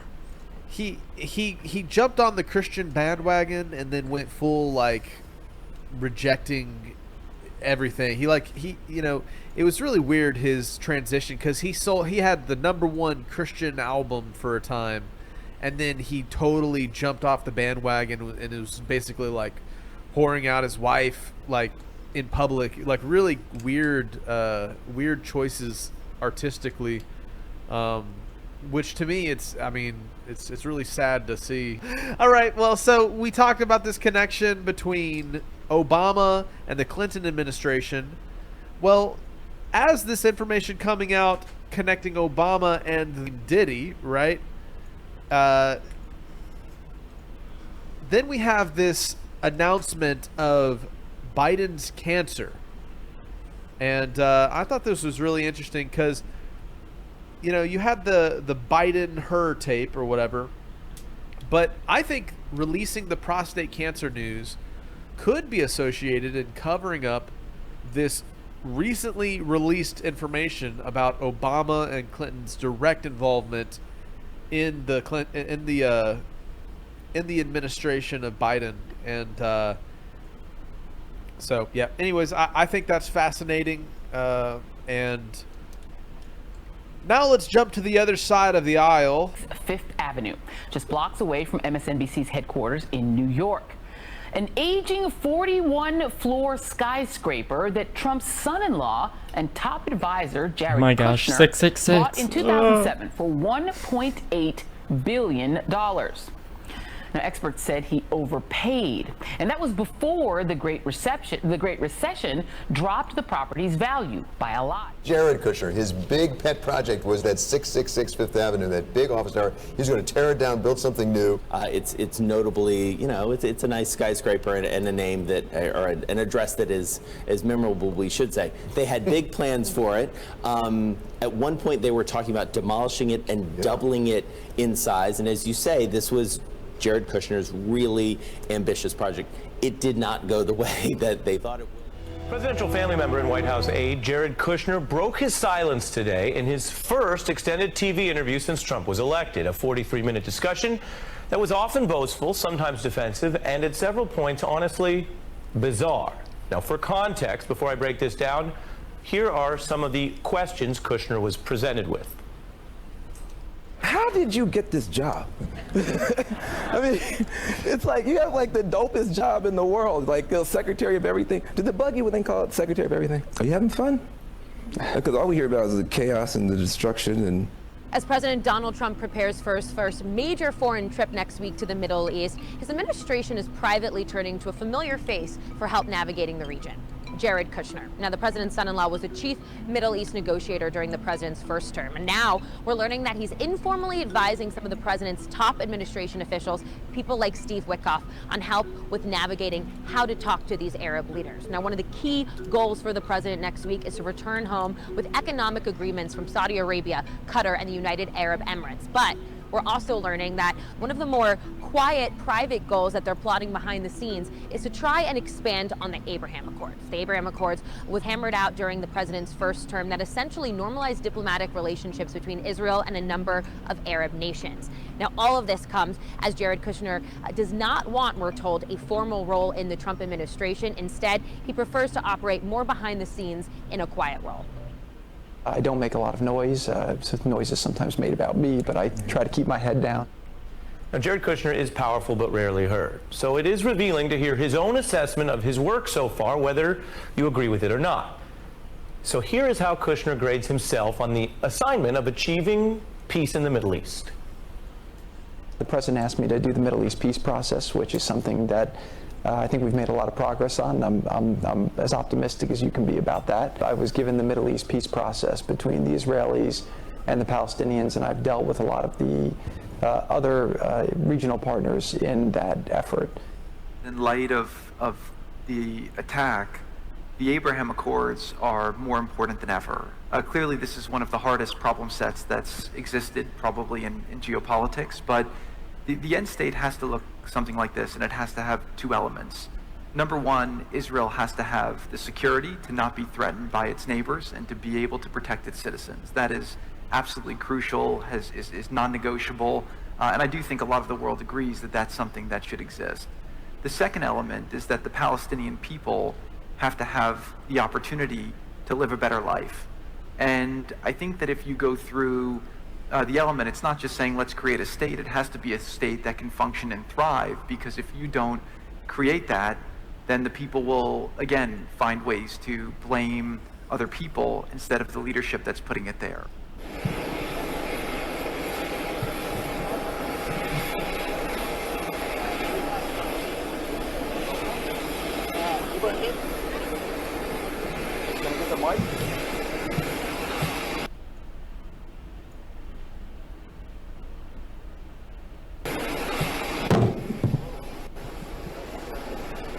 Mr. Jared, welcome to the UAE. How does this peace accord support peace and throughout the region? And my second question is, how did it feel to you personally? How did it feel? That was Jared Kushner speaking with Harvard University's Middle East Initiative last year, and his comments were strikingly similar to what we heard from President Trump Tuesday about the U.S. taking over and rebuilding Gaza. Kushner is, of course, the president's son-in-law who took a leading role on Middle East policy during the first Trump administration. If you are a single-issue voter on the question of the candidates having family members who trade on their name and influence to make lucrative foreign deals with governments that have adversarial relationships to the U.S., forget about Hunter Biden. That's piker stuff. Republicans have found nothing on him anyway. Your number one concern right now should be Donald Trump's son-in-law, Jared Kushner. A new deep dive on Kushner's foreign wealth investment firm in the New York Times covers the old classics like Jared's ties to the Chinese ambassador and a friendship with Mohammed bin Salman, the Saudi crown prince, who later gave Jared's investment firm $2 billion against the advice of his own finance experts, like the board that reviews investments for the Saudi sovereign wealth fund.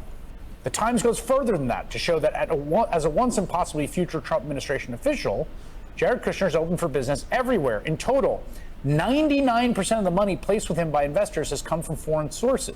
The president's senior advisor and son-in-law, Jared Kushner, played a key role brokering this agreement. He joins us now from the North Lawn of the White House. Good morning, Jared. Thanks for joining us this morning. Thank you, George. This agreement has the potential to be a truly transformational event in the Middle East. Even experts who've been critical of President Trump in the past, like Tom Friedman, call it a major breakthrough. So can you explain, what does it mean for U.S. national security? Why is it happening now? Yes, thank you, George. Great to be with you. So this is the first peace agreement that happened in the Middle East in the last 26 years. This is between Israel and the United Arab Emirates. Then just last week, President Trump announced the second peace agreement that he was able to broker in 29 days. So we have two peace agreements being signed today at the White House between Israel and Arab countries. This really signals the end, we believe, of the Arab-Israeli conflict. There's still a lot more work to do, but for 70 years in the region, you've had the Arab countries not wanting to interact with Israel in a substantive way. This has led to a lot of people using hatred to do extremism, which has led to terrorism all throughout. And America over the last 20 years has been very, very distracted with the Middle East. We've had hundreds of thousands of troops that have been through the Middle East. We've obviously had a lot of terror, that we've had threats coming to America. So bringing peace to that region allows us to focus more here domestically and create less risk to America, and obviously bring our troops home, which is something that President Trump's been doing. It has not ended the conflict between the Israel and the Palestinians. The Palestinians calling this a betrayal. Are there hopes for a state now dead? No, look, I think that there's a lot of posture, right? In deals, everyone's at no until they're at yes, and I think what you're seeing is tremendous movement. 666 Fifth Avenue, a prime piece of New York City's skyline, just 6 blocks from Central Park. Jared Kushner decided to make it his trophy in 2007. This was the deal that put Jared on the map.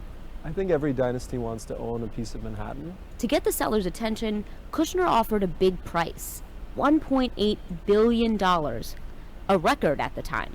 And the 26-year-old CEO of Kushner Companies borrowed aggressively to get the deal done. You said that it was who they partnered. What went wrong here? Is it a function of the industry? Is it a function of mismanagement? It's somewhat all of the above. I mean, they bought it at a very high price. Yeah. They went way too. Okay, so interesting. Jared Kushner making some motions in the Trump administration, albeit from a more behind-the-scenes place. And now it looks like we have another interesting video of some Chinese technology that is coming on the world stage. It's an airship that can deploy thousands of drones at once. It was really interesting. Check this out. In consideration of what modern warfare would look like. China's Zhutian SS UAV, unveiled in the 2024 Zhuhai Air Show, is slated for its maiden flight in June 2025. It's designed to cruise at 15,000 meters. This height-altitude beast can carry a 1,000-kilogram payload, potentially dozens of smaller drones on precision-guided munitions. Ooh, very interesting. All right, check this out.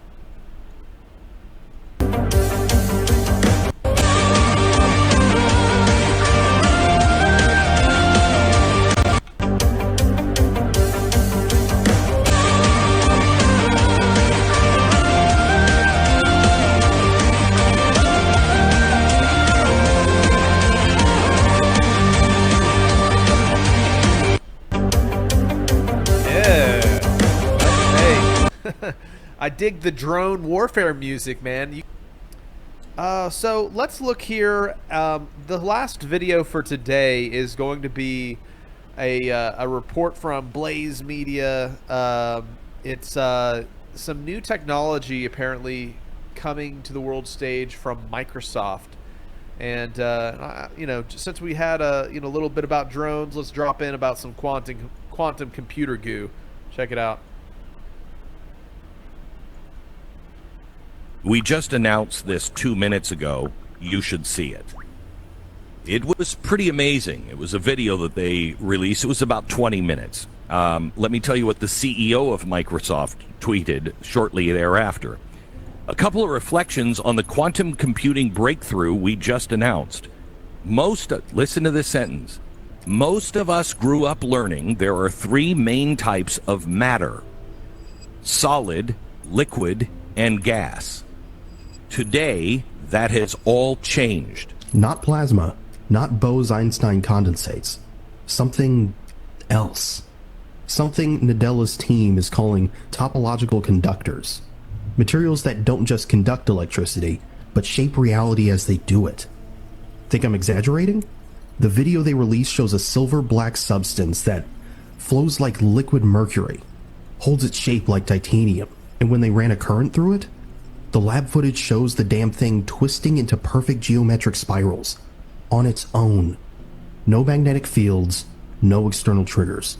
This isn't some lab curiosity. Microsoft's CTO admitted on camera, and I quote, "This is the missing link for fault-tolerant quantum computing." Translation? That glowing alien goo in their petri dishes could be what finally makes quantum computers practical, scalable, unbreakable. Got a note from somebody that works at Microsoft that says, we just announced this 2 minutes ago. You should see it. It was pretty amazing. It was a video that they... Oh, what'd you guys think about that? Quantum goo? It looks like flubber or something. I don't know. Yeah, I think Oppo, I mean, he knows more about computers and stuff than I do. Quantum computing is a loss to me. I have no idea what the hell they're talking about. It's very interesting. Pretty crazy. Very interesting. All right, well, that's all the news clips for this week, guys. I know Opa has some news stuff that he wanted to share too. This first clip is talking about housing, homes. Someone has figured out how to do 3D printing of houses. This is now the world's largest 3D printed community. Lennar, one of the nation's biggest home builders, partnered with Icon, a 3D printing company, to build the community. 100 homes finished faster than it would have taken to build conventionally. This community, on the outskirts of Austin, was a trial run that took roughly 2 years to print. But the lessons learned here promise to make the process even faster in the future. You can't learn that stuff in a lab. You have to get out here in the field with the weather, with the trades. You have to put it out there for customers. Labor is lean and the cost of building materials is rising. 3D printing could solve some of that. Critical at a time when housing affordability is about the worst in history and the nation is short roughly 4 million homes. Holly Feekings and her husband moved in just over a year ago. Well, my son discovered it first, and he's a techie, and he was enthralled with the actual concept and the energy efficiency. And then we realized, you know, it was really a safe home for 2 old folks. Single level, no stairs. The homes are high-tech, energy efficient, wind, fire, and mold resistant. This is significant improvement in evolving a housing market that has the ability to change over time. One thing I had a problem with when they show the inside was how would you hang anything? They worked through the kinks, but Miller You- says like, he's all in. No The photos. ability to adapt modern product to what we need for the future. They talk of about housing that in a minute. and building a healthier housing market is amazing.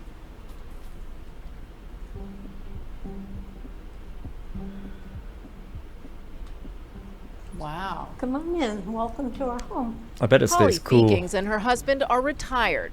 They've always lived in traditional homes, but they saw several reasons to try the 3D printed model. What's great is there's no studs, so you can hang pictures and everything anywhere you want. You have to use screws to drill through the, concrete type wall. Man, I need a lot of It's drills. been wonderful. The homes here start at just under $400,000. That's about comparable to other larger homes in the area. So what do you like, the most about this house? Oh gosh, really the energy efficiency. Feeking says her electric bill was just $26 in January. See, this is much the lower perfect when option if you're a compared to the prepper. average bill It's for all conventional concrete. homes. It's probably You do bulletproof. have to run your air on hot days, of course. It won't but be so- it'll hold its Texas. temperature. Yeah. You don't have to check the thermostat. Everything's automatic. Yeah, that's cool. And Can't be because of sucked the up during a construction, tornado. It really helps. It's very peaceful to live here. And quiet, I imagine? Is it quieter? Very quiet. Well, we is have the a roof major road right out cement, back, or and is we the don't roof hear it. able to be And that's sucked the up concrete. It's by the the tornado? concrete and the insulated windows. That's a good question. Probably not. Icon and Lennar announced their plans. My to mom build always this said just hug the community in toilet 2022. because that's the only Since thing left in then, a tornado. Large-scale robots worked without a break, squeezing out homes like toothpaste, ultimately at the rate of one every 2 weeks. That's some CNBC tornado toured wisdom this there. construction site back in 2022. Indeed. Now we're on an active print site, so this is Look how giant this home printer is. number 6 in the queue. And So then actually after what this, do we is can take do the next one if you any want. sort of Opa. standard digital software. We import it into our system we call Build OS, and it prepares it for robotic construction. So it will automatically do the structural reinforcement placing, the electrical outlets, the plumbing outlets, those kind of things. The promise of robotic construction is the promise of automation, reducing labor, therefore reducing labor costs. So it's going to take away jobs, Minimum probably. number of operators is But, 3. you I know. think in the next 12 months we'll automate the magma completely, so we'll be down to about 2. Magma. And I think the sort of holy grail is where one person can watch a dozen systems. You need one person to watch a dozen systems. But as of he's now, a you nerd have when he 3 calls people cement building a house. magma. Which is not bad. Yep. As printing progressed, Icon learned how to do it faster and with less labor. The things we had to learn on this project that we had never done before were like all the logistics of working And at he's a scale, and the cowboy? operations of fielding. He's a I nerdy think cowboy. At our highest moment, we had like 11 printers. This is out here Georgetown, working, so Texas. figuring out material Yeah, it's delivery, kinda near Austin. shift changes, all the logistics of getting printers in the field, and then working in concert with It's the rest of beautiful Lennar near there. trades to There's lay a town called foundations, print walls, Jonestown. have It's people so come in and finish pretty. out the homes. The partnership family is that unique lives there. because Lennar is such a large legacy builder and Icon is so new and so small. All right, This Opa, is do you want really to... in its infancy, as you've said before. 3D printing, we don't see a lot of it. Why? Let's go ahead and play this. Opa found some new angles of that sailing ship that we talked about during the live, which was a really great live, and you guys should definitely check it out, our last YouTube live stream. And we're live streaming every Sunday at 7 p.m. CST. Shout out for that. But Opa, do you want to play that? This is before they left the dock. Ay, ay, ay, ay! Arriba, arriba! It's like a Final Destination behind the scenes type moment. Yo ho, yo ho. Ominous. Play some ominous music or something. Shoot.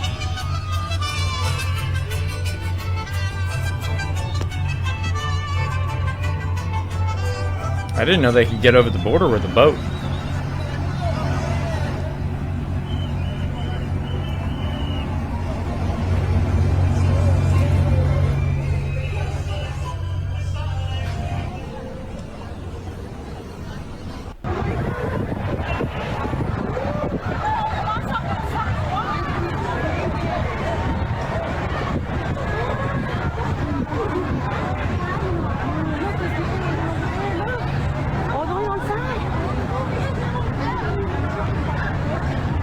So this is how it looked like before it hit the bridge. This was all their positioning before the top hit the bridge. And I'm hearing that this boat lost power, but how are they all the way up here and did not see they had no clearance? And then they never changed their position, they just stand there? And 2 people were unalive by this accident. And the captain should have known the clearance of the bridge and how tall the ship was, and if they were going to fit or not. And when it lost power, he should have immediately made them come down from there. But my question is, how did none of them see this bridge in front of them before it was too late? Because precaution should have been taken a long time ago, before it got to this point. Like, as soon as it lost power, everyone should have been forced to get down from there. Like, why would they still be up there? Why wouldn't they throw an anchor in the water? Injured. Everyone should have got down and probably even went below deck. But this was just negligence, and I wonder where the captain was. Because this all should have been the captain's part, if you ask me. But honestly, RIP to the victims and my condolences to the family. And I'm curious to know, what do you guys think about all this? Yeah, and then another thing Opa shared with me was, it's actually kind of funny. It's Disney put out this little, you know, like a yard sign or whatever, and they had to recall it because everybody was saying that Walt Disney looked like Trump. Look at that. Hey, that's true. Got him.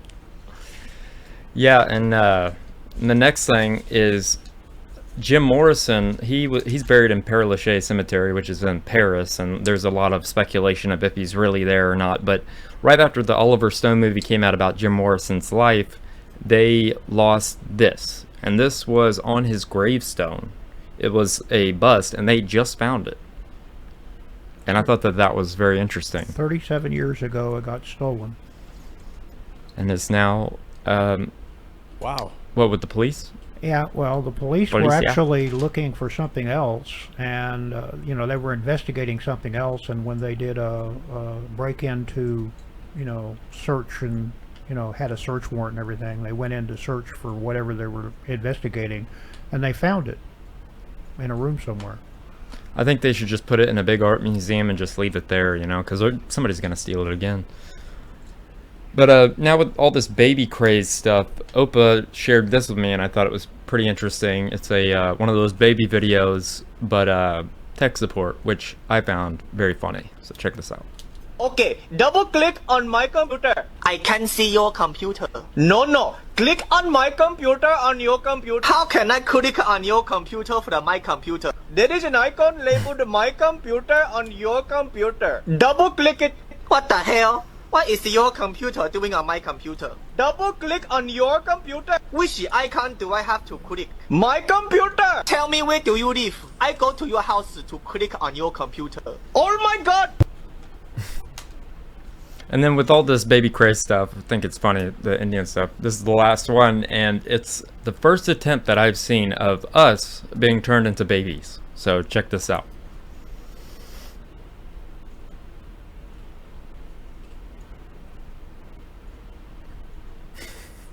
Well, that's horrifying. Yeah, we're not talking yet, but I'm sure we will at some point.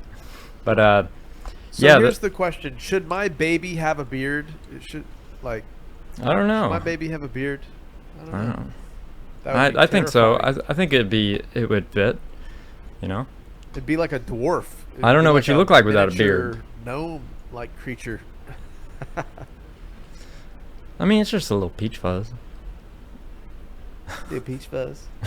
Hey, I was gonna say about that video. I'm so glad Opa showed that video of the boat, because I think the boat story where it loses power right before hitting it, and the fact that all those people up there like were staying perfectly still while it hit the bridge, it reminds me of last year, that bridge that was destroyed by the big tanker ship.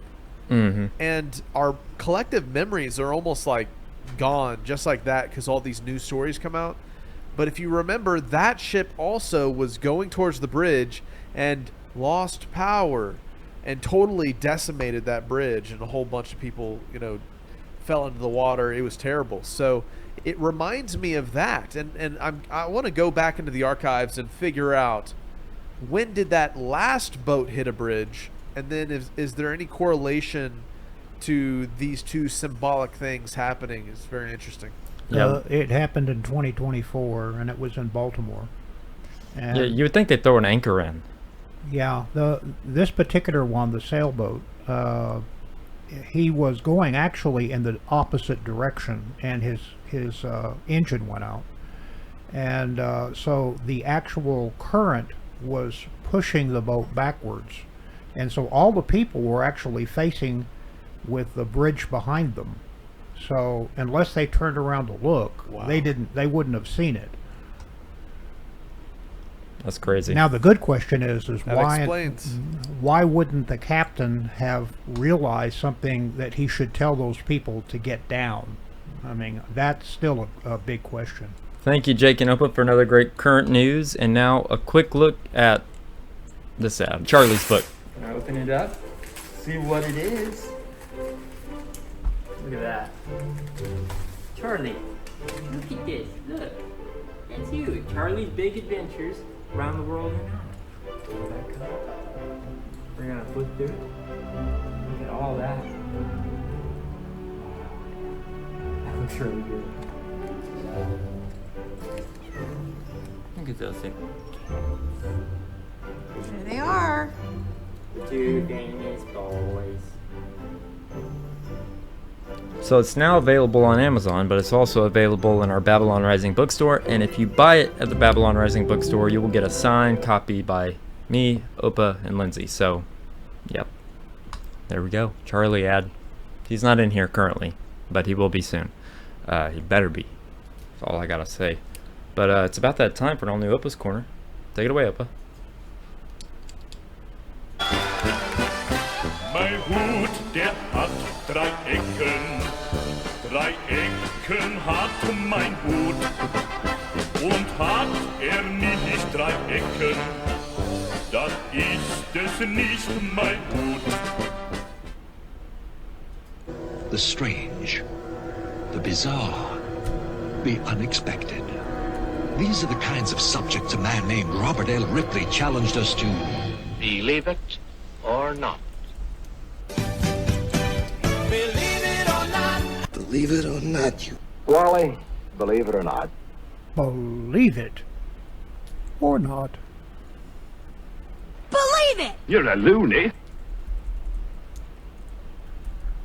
Created in 1988, a park near Nagazumi Town Hall in Japan has been named the world's smallest park, covering just 2.5 square feet.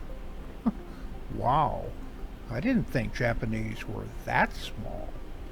Believe it or not. A Scottish farm found that country music reduced milk production in 44 out of 45 cows, leading to a 3% drop in yield. Mama, don't let your cows grow up to be milk cows. Believe it or not.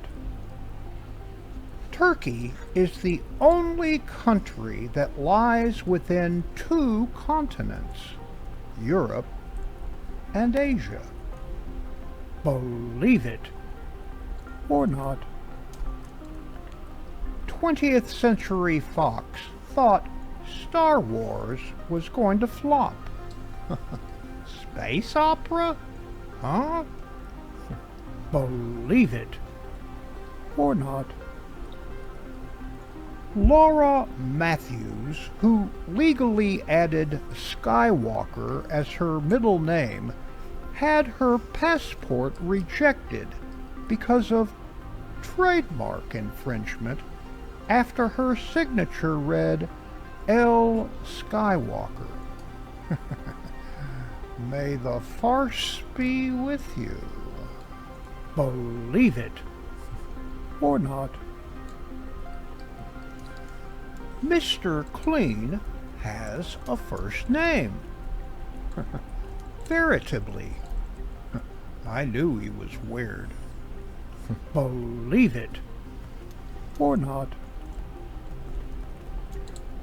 A cleaning company in Japan turned a routine job into viral art by using pressure washers to craft a giant Godzilla on a dam. Hey, Godzilla, over here. Believe it or not. Calico cats are almost always female, with only about 1 in every 3,000 calico cats being male. So I think I'll leave that one alone. Believe it or not. Cornell researchers developed mouse goggles, a VR headset for mice, to study brain activity and behavior. Wow, this PlayStation is dope. Believe it or not. Mark Twain and Nikola Tesla were friends and mutual fans of each other. Hey, how about an electric riverboat? Believe it or not. Speaking of Mark Twain, author Samuel Clemens used the pen name Thomas Jefferson Snodgrass for some of his writings. Believe it or not. On August 22, 1902, Theodore Roosevelt became the first U.S. president to make a public appearance in an automobile while in office. Believe it or not. Charlie and the Chocolate Factory author Roald Dahl also wrote a screenplay for the 1967 James Bond film You Only Live Twice. Believe it or not. Despite being native to Australia and New Guinea, the kookaburra's laugh-like call is a common sound effect used in many movies and shows set in jungles around the world, and is often mistaken for monkey howls.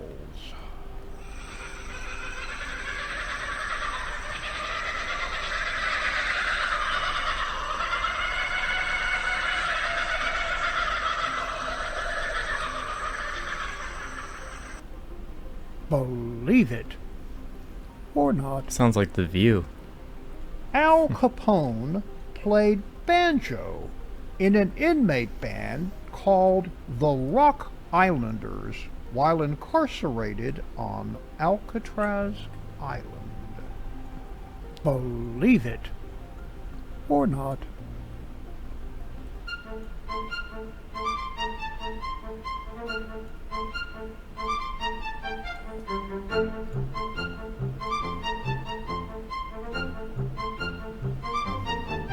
In Australia, they built a stop sign made of water. Because some drivers ignored regular signs, causing accidents, they created this water barrier onto which stop is projected, making an illusion of solid wall. It deploys when the sensor detects a truck that can't fit into a tunnel. Lasers project a giant glowing stop sign onto the water, making it look like a solid wall. It's been activated multiple times with a 100% success rate, stopping trucks from heading into danger. The border between the United States and Canada is one of the strangest borders in the world.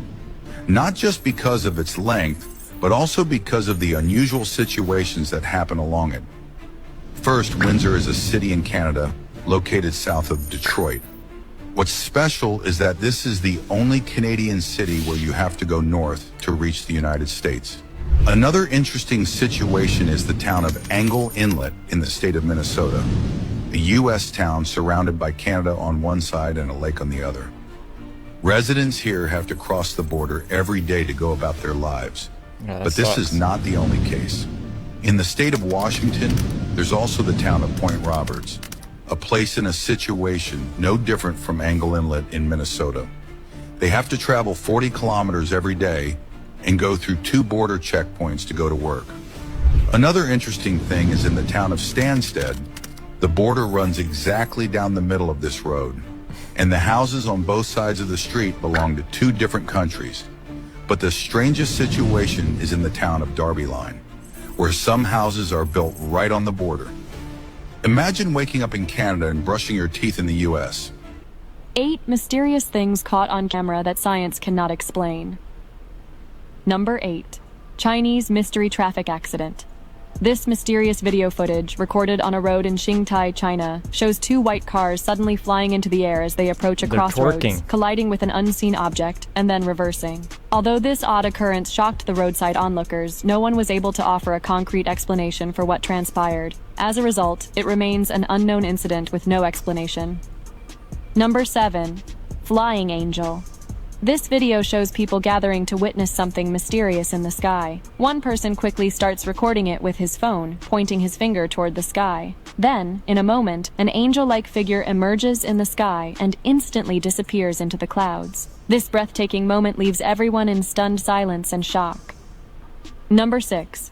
Angel saving a man in Indonesia.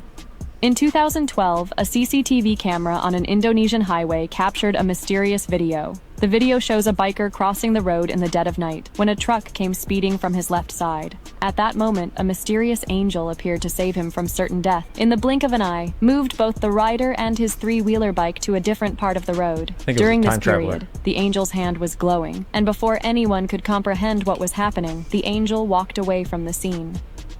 Number 5. The invisible force.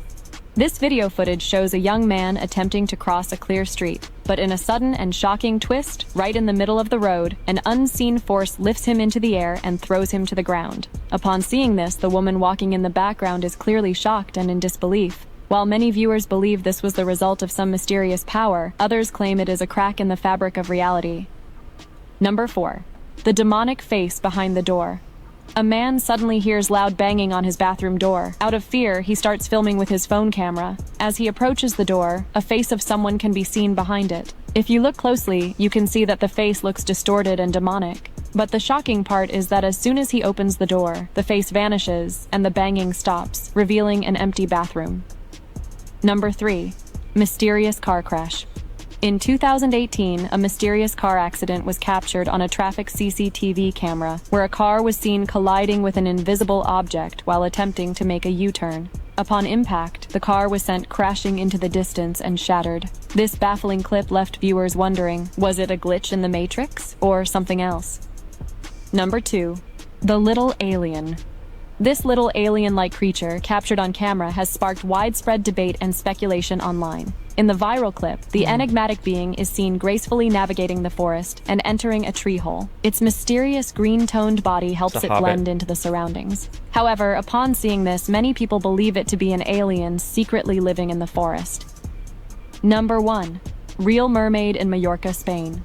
In 2013, a man was filming the picturesque surroundings of a lake in Mallorca, Spain. At one point in the video, he saw a mermaid sitting on a small rock and sunbathing. Although her face was not clearly visible, the upper portion of her body appeared human, while the lower half resembled that of a fish. For this reason, it remains a mystery to this day, which no one has been able to explain properly.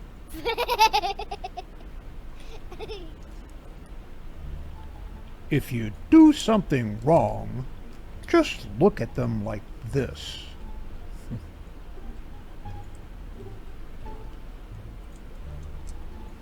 Jack and Jill marriage counseling. I never should have let you talk me into fetching that stupid pail of water. I ended up tumbling down a dang hill. You're still whining about that?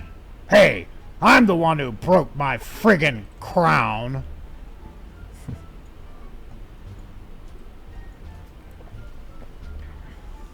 Harvey had never had a meal that disagreed with him this violently before.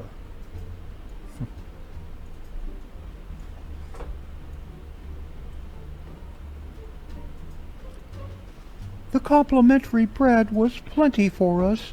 Thanks.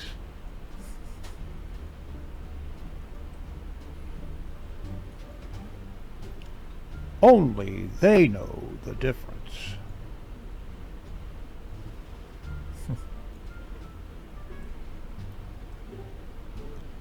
The day the tiny homes craze got completely out of control. Micro realtors. Just sign some papers and take this shrinking formula, and you'll be the first to own one.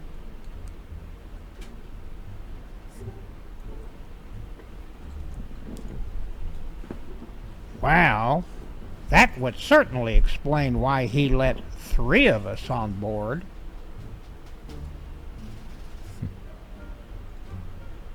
I have a bad feeling I'm going to the vet.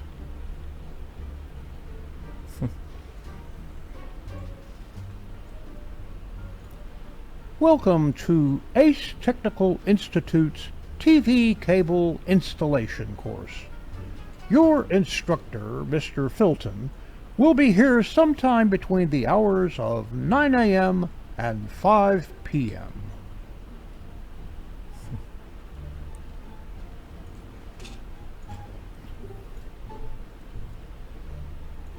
Big Al's Scrapyard.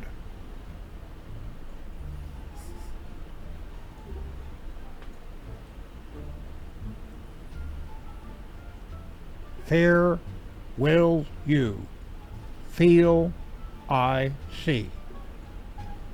Not even close.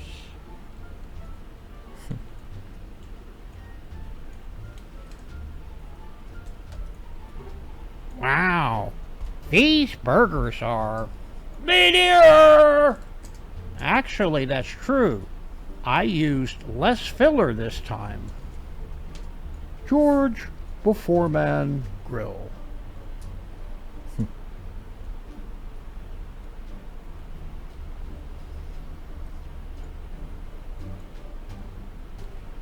Jerry shows off his new central toilet paper system.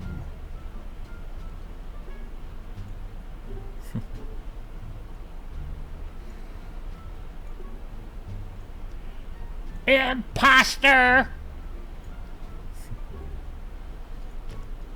How cow documentaries are made. Okay, Hank, lower away.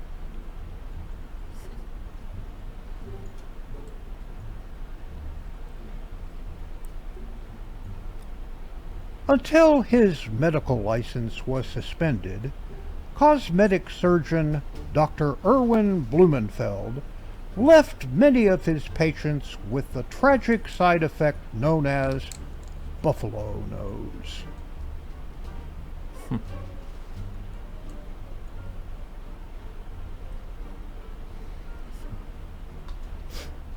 This article says that women have better short-term memory than men.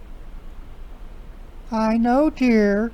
You read that to me 10 minutes ago.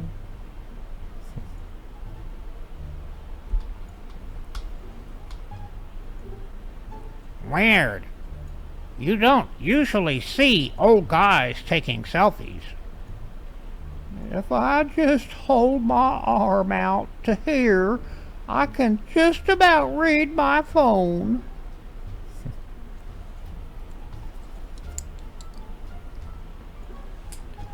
Five months into his coma, Brad's wife finally finds the words to bring him back to life.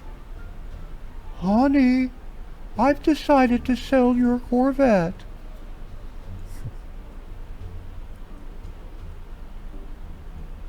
Bird translator. Target is approaching.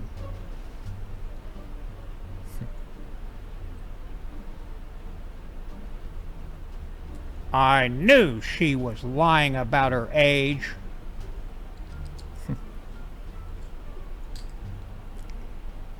Talk about ironic. You walk 5.5 miles in 90-degree heat to borrow some coat hangers from a farmhouse, hike all the way back, then struggle for 2.5 hours on an unsuccessful attempt to open the door. And here I had an extra set of keys in my purse the whole time. What a riot.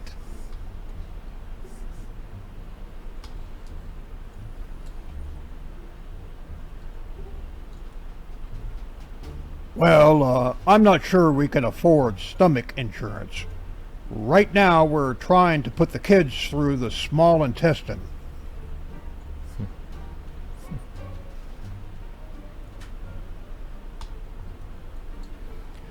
Oh, that's nothing.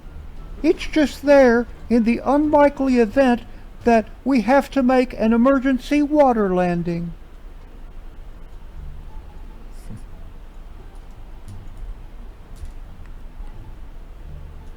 You know, I'm beginning to question if this was self-inflicted.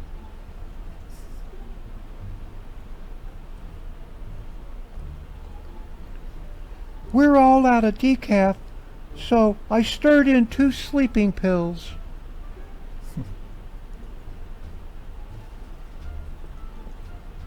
Yeah, who orders decaf? Okay, Pete, start the pressure nice and easy. Types of Dachshund. Regular, Bratwurst, footlong, cocktail.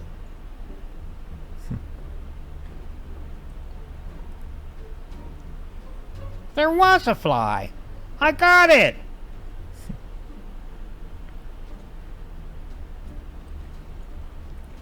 Good kitty. When a dog's been bad. When a cat's been bad. Yep. Why do rabbits have such soft fur? Why? Because they use hair conditioner. Oh.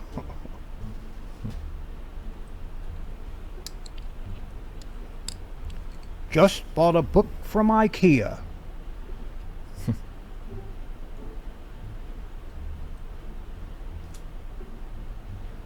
Darth Vader's rarely photographed wife, Ella. Ella Vader. And that concludes another Opa's Corner. 1, 2, 3 auf dem Kopf. 1, 2, mein Hut, der hat 3 Ecken. 3 Ecken hat mein Hut. 1, 2 und hat er nicht 3 Ecken, dann ist es nicht mein Hut. Oben auf dem Kopf. Mein Hut, der hat 3 Ecken. 3 Ecken hat mein Hut. 1, 2 und hat er nicht 3 Ecken, dann ist es auch nicht mein Hut. Oben auf dem Kopf, viel zu warm, weg mit dem Hut.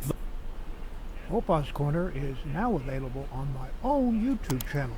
Like, share, and subscribe. Thank you, Opa, for another great Opa's Corner. Now, I think Opa wants to share something with us. Yeah, before we go on, I wanted to share something here. Not too long ago, we sent out some postcards to our very, very special Patreon users.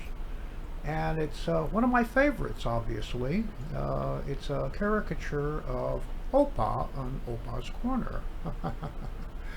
And so we then got some fan mail. And so the fan mail came from Evie, who her and her parents are very, very loyal Patreon users. So here's the front of the envelope, and here's the back of the envelope. And you can see there's some very nice artwork there.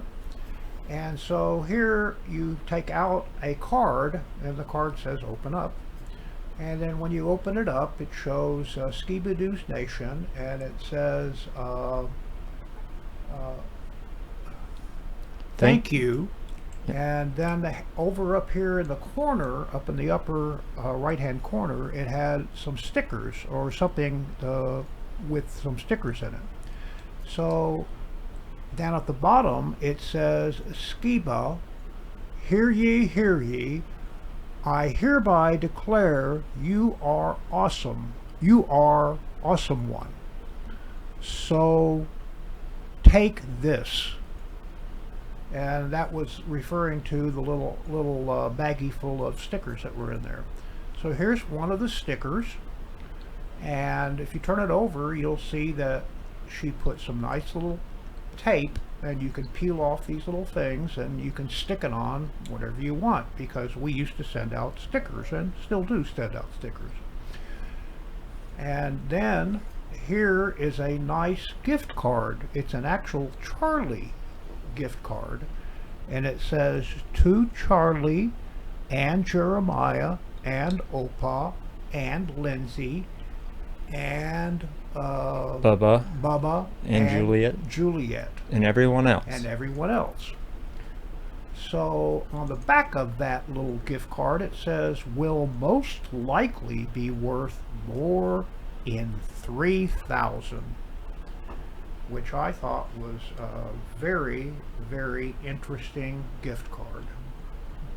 Yeah, so thank you, Evie, for the awesome fan mail. We always like getting fan mail, so if you want to send us something, P.O. Box 560-271, The Colony, Texas 75056. And this week's History's Mysteries is brought to you by Corporate Bloom, so check out this ad. Hey Skiba News Nation family, we're excited to announce something cool with you guys. We are now teaming up with Corporate Bloom. They have a new system that puts over 30 AI tools all in one place. Normally priced at $29.99, you can try it out now and get 25% off with your first month using code Skiba at checkout. This helps with beta testing, and you get to use some amazing tools. Remember, use code Skiba at checkout. We can't wait to see what you guys come up with and what you create with it. So check out corporatebloom.com. It's time for an all new History's Mysteries.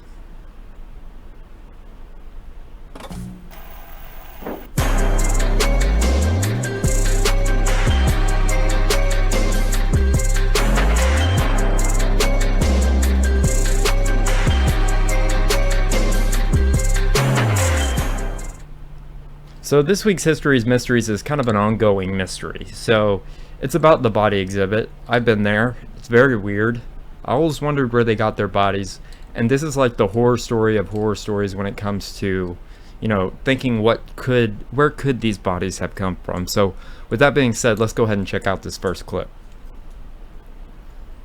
In the past few days, this image you're seeing has gone viral across the internet. The young man on the left is Christopher. He died in 2012 under very suspicious circumstances. The image on the right shows a body currently on display in a museum. Christopher's mother believes it's him, but she never authorized the donation of his body. This case is bizarre, unsettling, and centers on a mother's relentless fight to uncover the truth about what really happened to her son's body. Christopher Todd Eric was born on September 27, 1989 in Mesquite, a city of nearly 150,000 people located in Dallas County, Texas. He had a peaceful childhood and adolescence. At the time of the events, he was 23 years old and was described by his mother as full of life, passionate about sports, and deeply devoted to his faith. Christopher attended church regularly, had a close relationship with his friends and family, and showed no signs of serious issues that might lead to a tragic end. According to Kim, he was a happy young man with dreams and plans for the future. However, Christopher's life wasn't without its challenges. His parents, Kim Eric Smith and Stephen, were divorced, and he lived with his father in Houston. The relationship between Kim and Stephen was strained, often marked by disagreements over how to raise their son. Still, Kim remained strongly connected to Christopher until something changed drastically in the months leading up to the tragedy. In 2012, Christopher's father, Stephen, decided to send him to an all-boys boarding school in Houston, Texas, an institution Kim described as suspicious. According to her, the place had a dark reputation, with reports of abuse and even mysterious deaths involving other young men. Kim claims that under Stephen's orders, all her communication with Christopher was completely cut off. He was not allowed to receive visitors or make phone calls, leaving her without any contact with her son. That forced isolation was the first clear sign that something was very wrong. Kim also mentioned that Christopher was being given excessive doses of testosterone at the boarding school without any clear medical justification. She never understood why this was happening, but she believes his father knew about it and approved. These allegations raised disturbing questions. What was really going on at that boarding school? Why was Christopher isolated? And how does all of this connect to the tragedy? On November 8, 2012, Christopher Todd Eric was found dead at his paternal grandmother's house in Houston. He was just 23 years old. The news devastated Kim, but what followed turned her grief into an endless nightmare. At first, the cause of death was listed as cardiac arrest, but the official story quickly changed, sparking suspicion. According to the revised death certificate, Christopher died from cyanide poisoning, a highly lethal substance. The cause of death was marked as undetermined. Authorities suggested it could have been self-inflicted or due to natural causes, but no definitive conclusion was ever reached. Toxicology tests confirmed the presence of cyanide in Christopher's system. However, how he came into contact with the poison remains a mystery. The report also noted illegal substances in his system, but didn't specify which ones. The pathologist who conducted the autopsy documented two medical conditions in Christopher: coronary artery malformation. Christopher's right coronary artery had an abnormal structure, with 3 small openings instead of 1 large main vessel. This malformation reduced blood flow to parts of the heart, increasing the risk of cardiac complications under stress. The pathologist discovered a recent myocardial infarction, damage to the heart muscle caused by a lack of oxygen, estimated to be between a few hours and a day and a half old. There was also a small tear in the wall of the aorta, with blood accumulation in the surrounding connective tissue. This injury was recent, possibly 1 to 2 days old, but was not considered the direct cause of death. Initially, the pathologist suspected that the coronary malformation may have led to Christopher's death, but the presence of cyanide shifted the narrative entirely. He concluded that cyanide was the lethal factor, yet he couldn't determine whether it had been ingested intentionally, accidentally, or administered by someone else. The estimated time of death ranged from 6 to 24 hours before the autopsy, which was performed at 8:30 a.m. the day after the body was found, at 4 a.m. on November 8, 2012. Despite Kim's suspicions, pointing to Christopher's father as being involved, authorities found no sufficient evidence to charge anyone. In 2013, a grand jury reviewed the case, but according to sources, chose not to indict anyone in connection to Christopher's death. The cause remained classified as undetermined. Kim completely rejects the official version. She argues that Christopher had no reason to give up on life. He was active, went to church, had friends, and led a stable life. The change in the death certificate from cardiac arrest to cyanide poisoning, and the lack of clarity about how the cyanide entered his system, only deepened her belief that something sinister had happened. As mentioned earlier, Kim Eric Smith never accepted the official narrative. From the beginning, she believed Christopher's death was a murder and pointed directly at his father, Stephen. Her suspicions started with the way she was informed about his death. According to Kim, Stephen didn't notify her immediately after Christopher passed away. He claimed the body had already been cremated, but never gave her the ashes. Kim also turned her attention to the boarding school where Christopher had been before his death. She claims the place was known for questionable practices, including administering excessive testosterone to young men without medical justification. Kim believes this may have contributed to Christopher's heart problems, though there's no concrete evidence linking the testosterone to the cyanide. What alarmed her most was learning that other young men from the same school had also died under mysterious circumstances, reinforcing her belief that the place was dangerous. The most shocking moment in the case came years after Christopher's death, when Kim visited the Real Bodies exhibition in Las Vegas, a traveling show that features plastinated human bodies for educational purposes. The exhibit, which has toured multiple countries, is known for its controversial approach, showcasing real preserved bodies to display human anatomy. As Kim walked through the exhibit, she stopped at display number 27, where a plastinated body was posed in the position of the thinker. What she saw left her frozen. Kim is absolutely convinced that the body on display is her son, Christopher Todd Eric. She claims the resemblance is undeniable. The height, the weight, even the facial structure, despite the lack of skin, matched Christopher perfectly. Kim brought 2 photos of Christopher to the museum, one from his teenage years and another taken shortly before his death. She compared the photos to the plastinated body and became even more convinced. On social media, Kim shared the images, pointing out similarities that stunned her followers. One follower noted that while tattoos or specific marks are hard to identify on plastinated bodies, the resemblance was just too strange to ignore. So it's a mysterious murder, and, you know, why would she think that her son is in this museum? And the museum is weird when I went through it, because there are real people, and we don't know where the bodies came from. They never tell you that, and it's very, very odd. So let's check out why she believes that that's her son.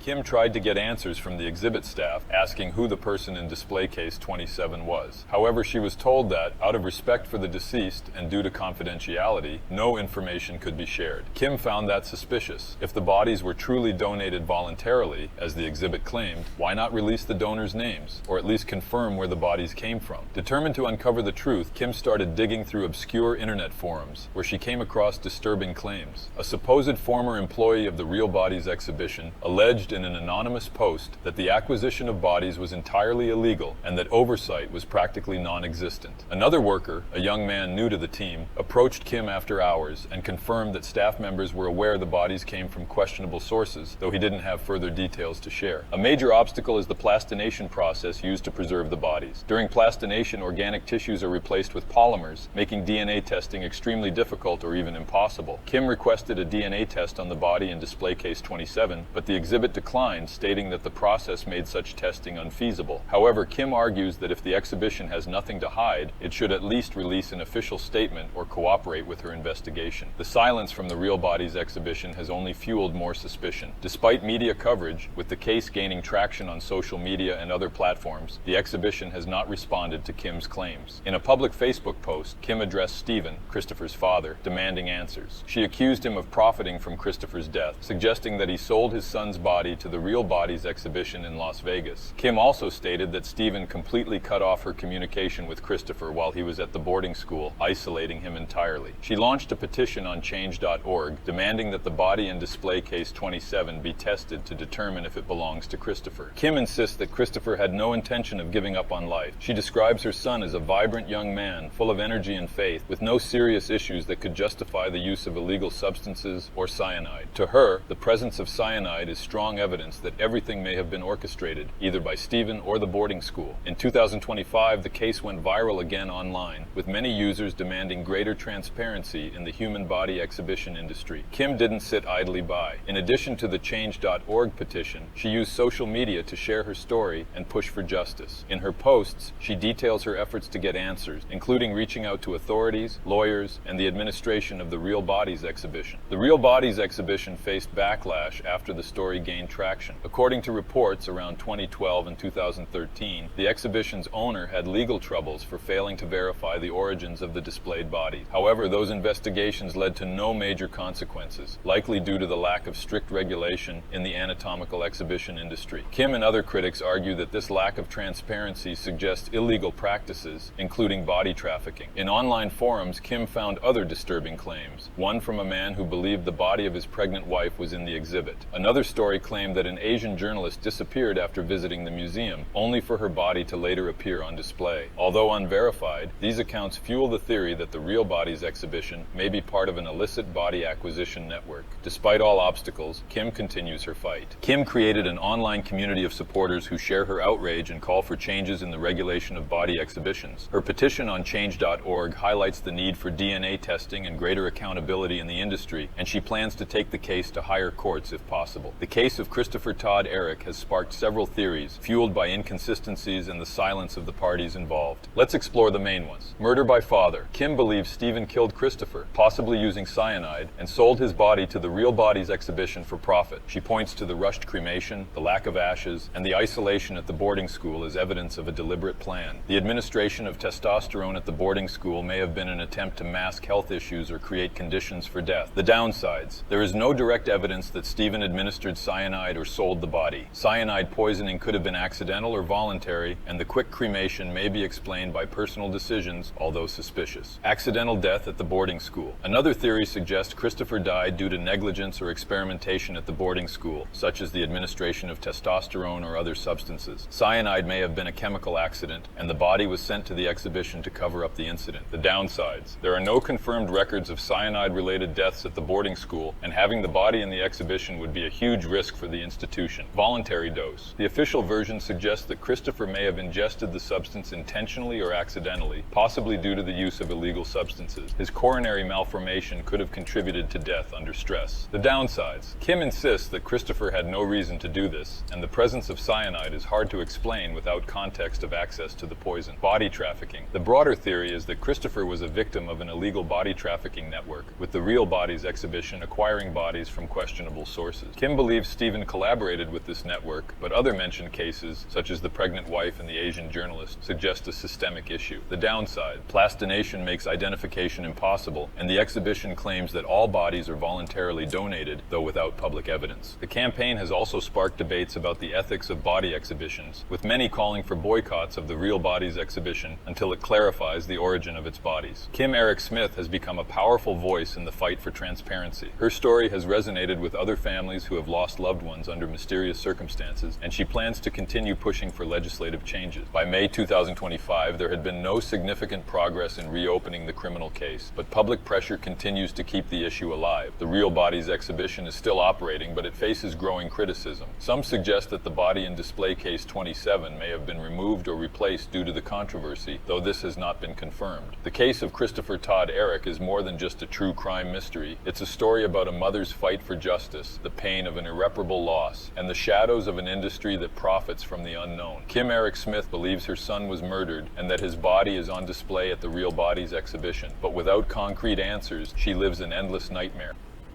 So I think it's very interesting that his mom, trying to find out why her son was murdered, uncovered like a whole different mystery. Now, whether that is her son or not, I mean, it still, the question is, where did these bodies come from? Why are they so secretive? Why, why? I mean, it's just creepy to me. And they have a lot of answers they need to present to us.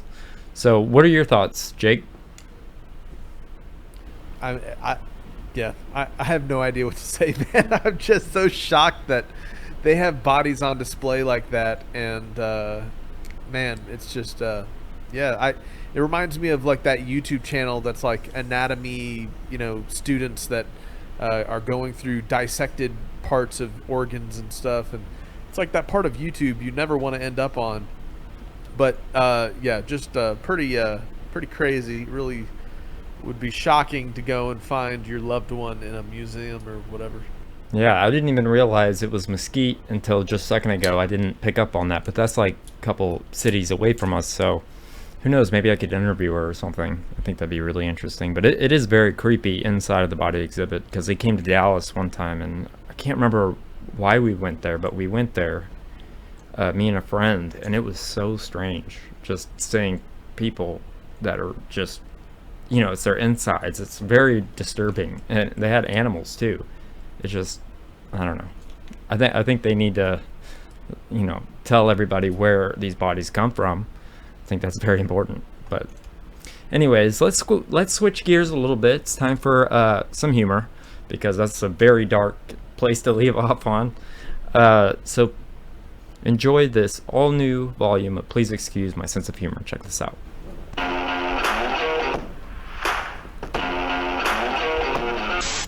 Sir, can you stop right there, please? We're gonna need to check your bags. So you think I'm stealing, eh? Geez, okay. So what you mean to say is you looked at me and thought, oh, he ain't paid? As if the machine I made this purchase on didn't give me a receipt? Oh, wait, it did. Shall we read it? Clay? Seasoned steaks, kiwis, grapes, pizza cakes, Frito-Lays, cheese and eggs. Shall I keep reading it? So what's that? Okay, you caught me. Yeah, we got him. But if you look closely at the label, my name is on these, so they should be free anyways. Hey, sir!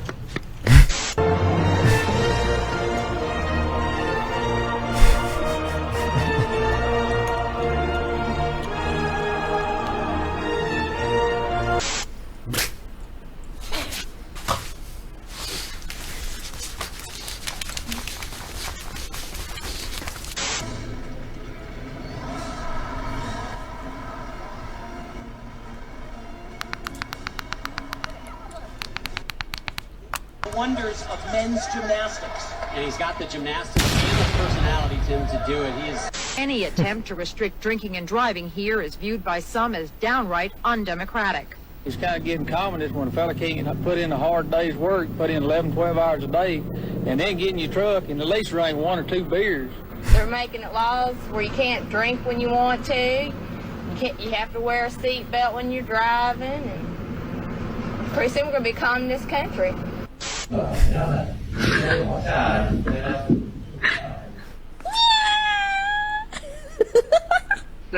See? It's all right. It's all good. Good evening, you're on Brainstorms. Yeah, I've got a question about the weapons of mass destruction. Sure. Do you think that weapons like freeze rays and stuff like that should be banned as well? Like what? Like freeze rays? I mean, you tried that in Gotham City, right? Oh, hell.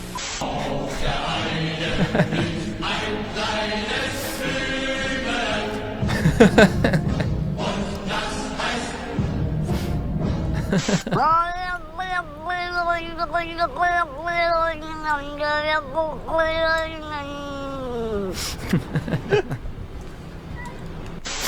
was overweight and looked terrible, but AIDS helped me lose 46 pounds. The AIDS diet plan helped me lose 28 pounds. AIDS helps control your appetite so you lose weight, yet AIDS lets you taste, chew, and enjoy. And the appetite suppressant in AIDS is not a stimulant. AIDS helped me to lose 18 pounds, and it doesn't contain anything to make me nervous. Question, why take diet pills when you can enjoy AIDS? AIDS helps you lose weight without making you jittery. I'll stay away from AIDS, everybody. But that's all I got from my sick sense of humor. But before we move on, let's give a quick shout out to our friend Kristen. I want to introduce you guys to somebody named Kristen, who's one of the biggest forces behind Skiba News Nation. This is Kristen. She helps us get all the big guests. I understand that you're doing this full time now. So how can people find out how to use your service? Well, I started Fellow Helper Agency, and you can go to fellowhelperagency.com. And I do any of the behind the scenes, email, getting the interviews, and I do prep work for the shows as well. I do timestamps and moderating. She is the best with connects. If you like any of our shows, any of our big guests, she's the person to go to. And if you have a channel, definitely go to our website. So go check out fellowhelperagency.com. Quick advertisement. Hey guys, go to tribethegame.net and check out my board game. And that's all this week, Jeremiah. All right, thank you for another great current news. Opa, thank you for another great Opa's Corner. And we hope you enjoyed today's episode as a whole. Stay awake, not woke, subscribe, and stay tuned. If you like what we do here on Skiba News Nation, please like and subscribe. And also share with others so we can grow the biggest truth-seeking community on the internet. Huge shout out to all of our Patreons out there. If you like bonus content, you want some extra Skiba News Nation stuff, please go to patreon.com/Skiba News Nation.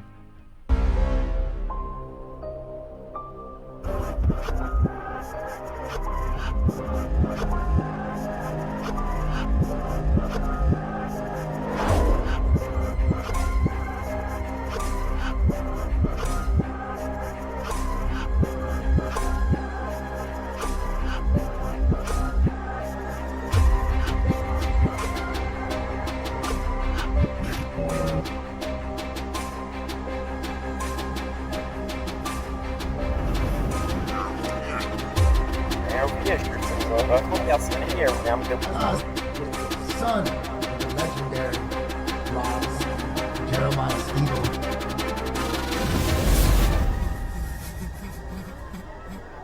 It's like they don't even want to wake up.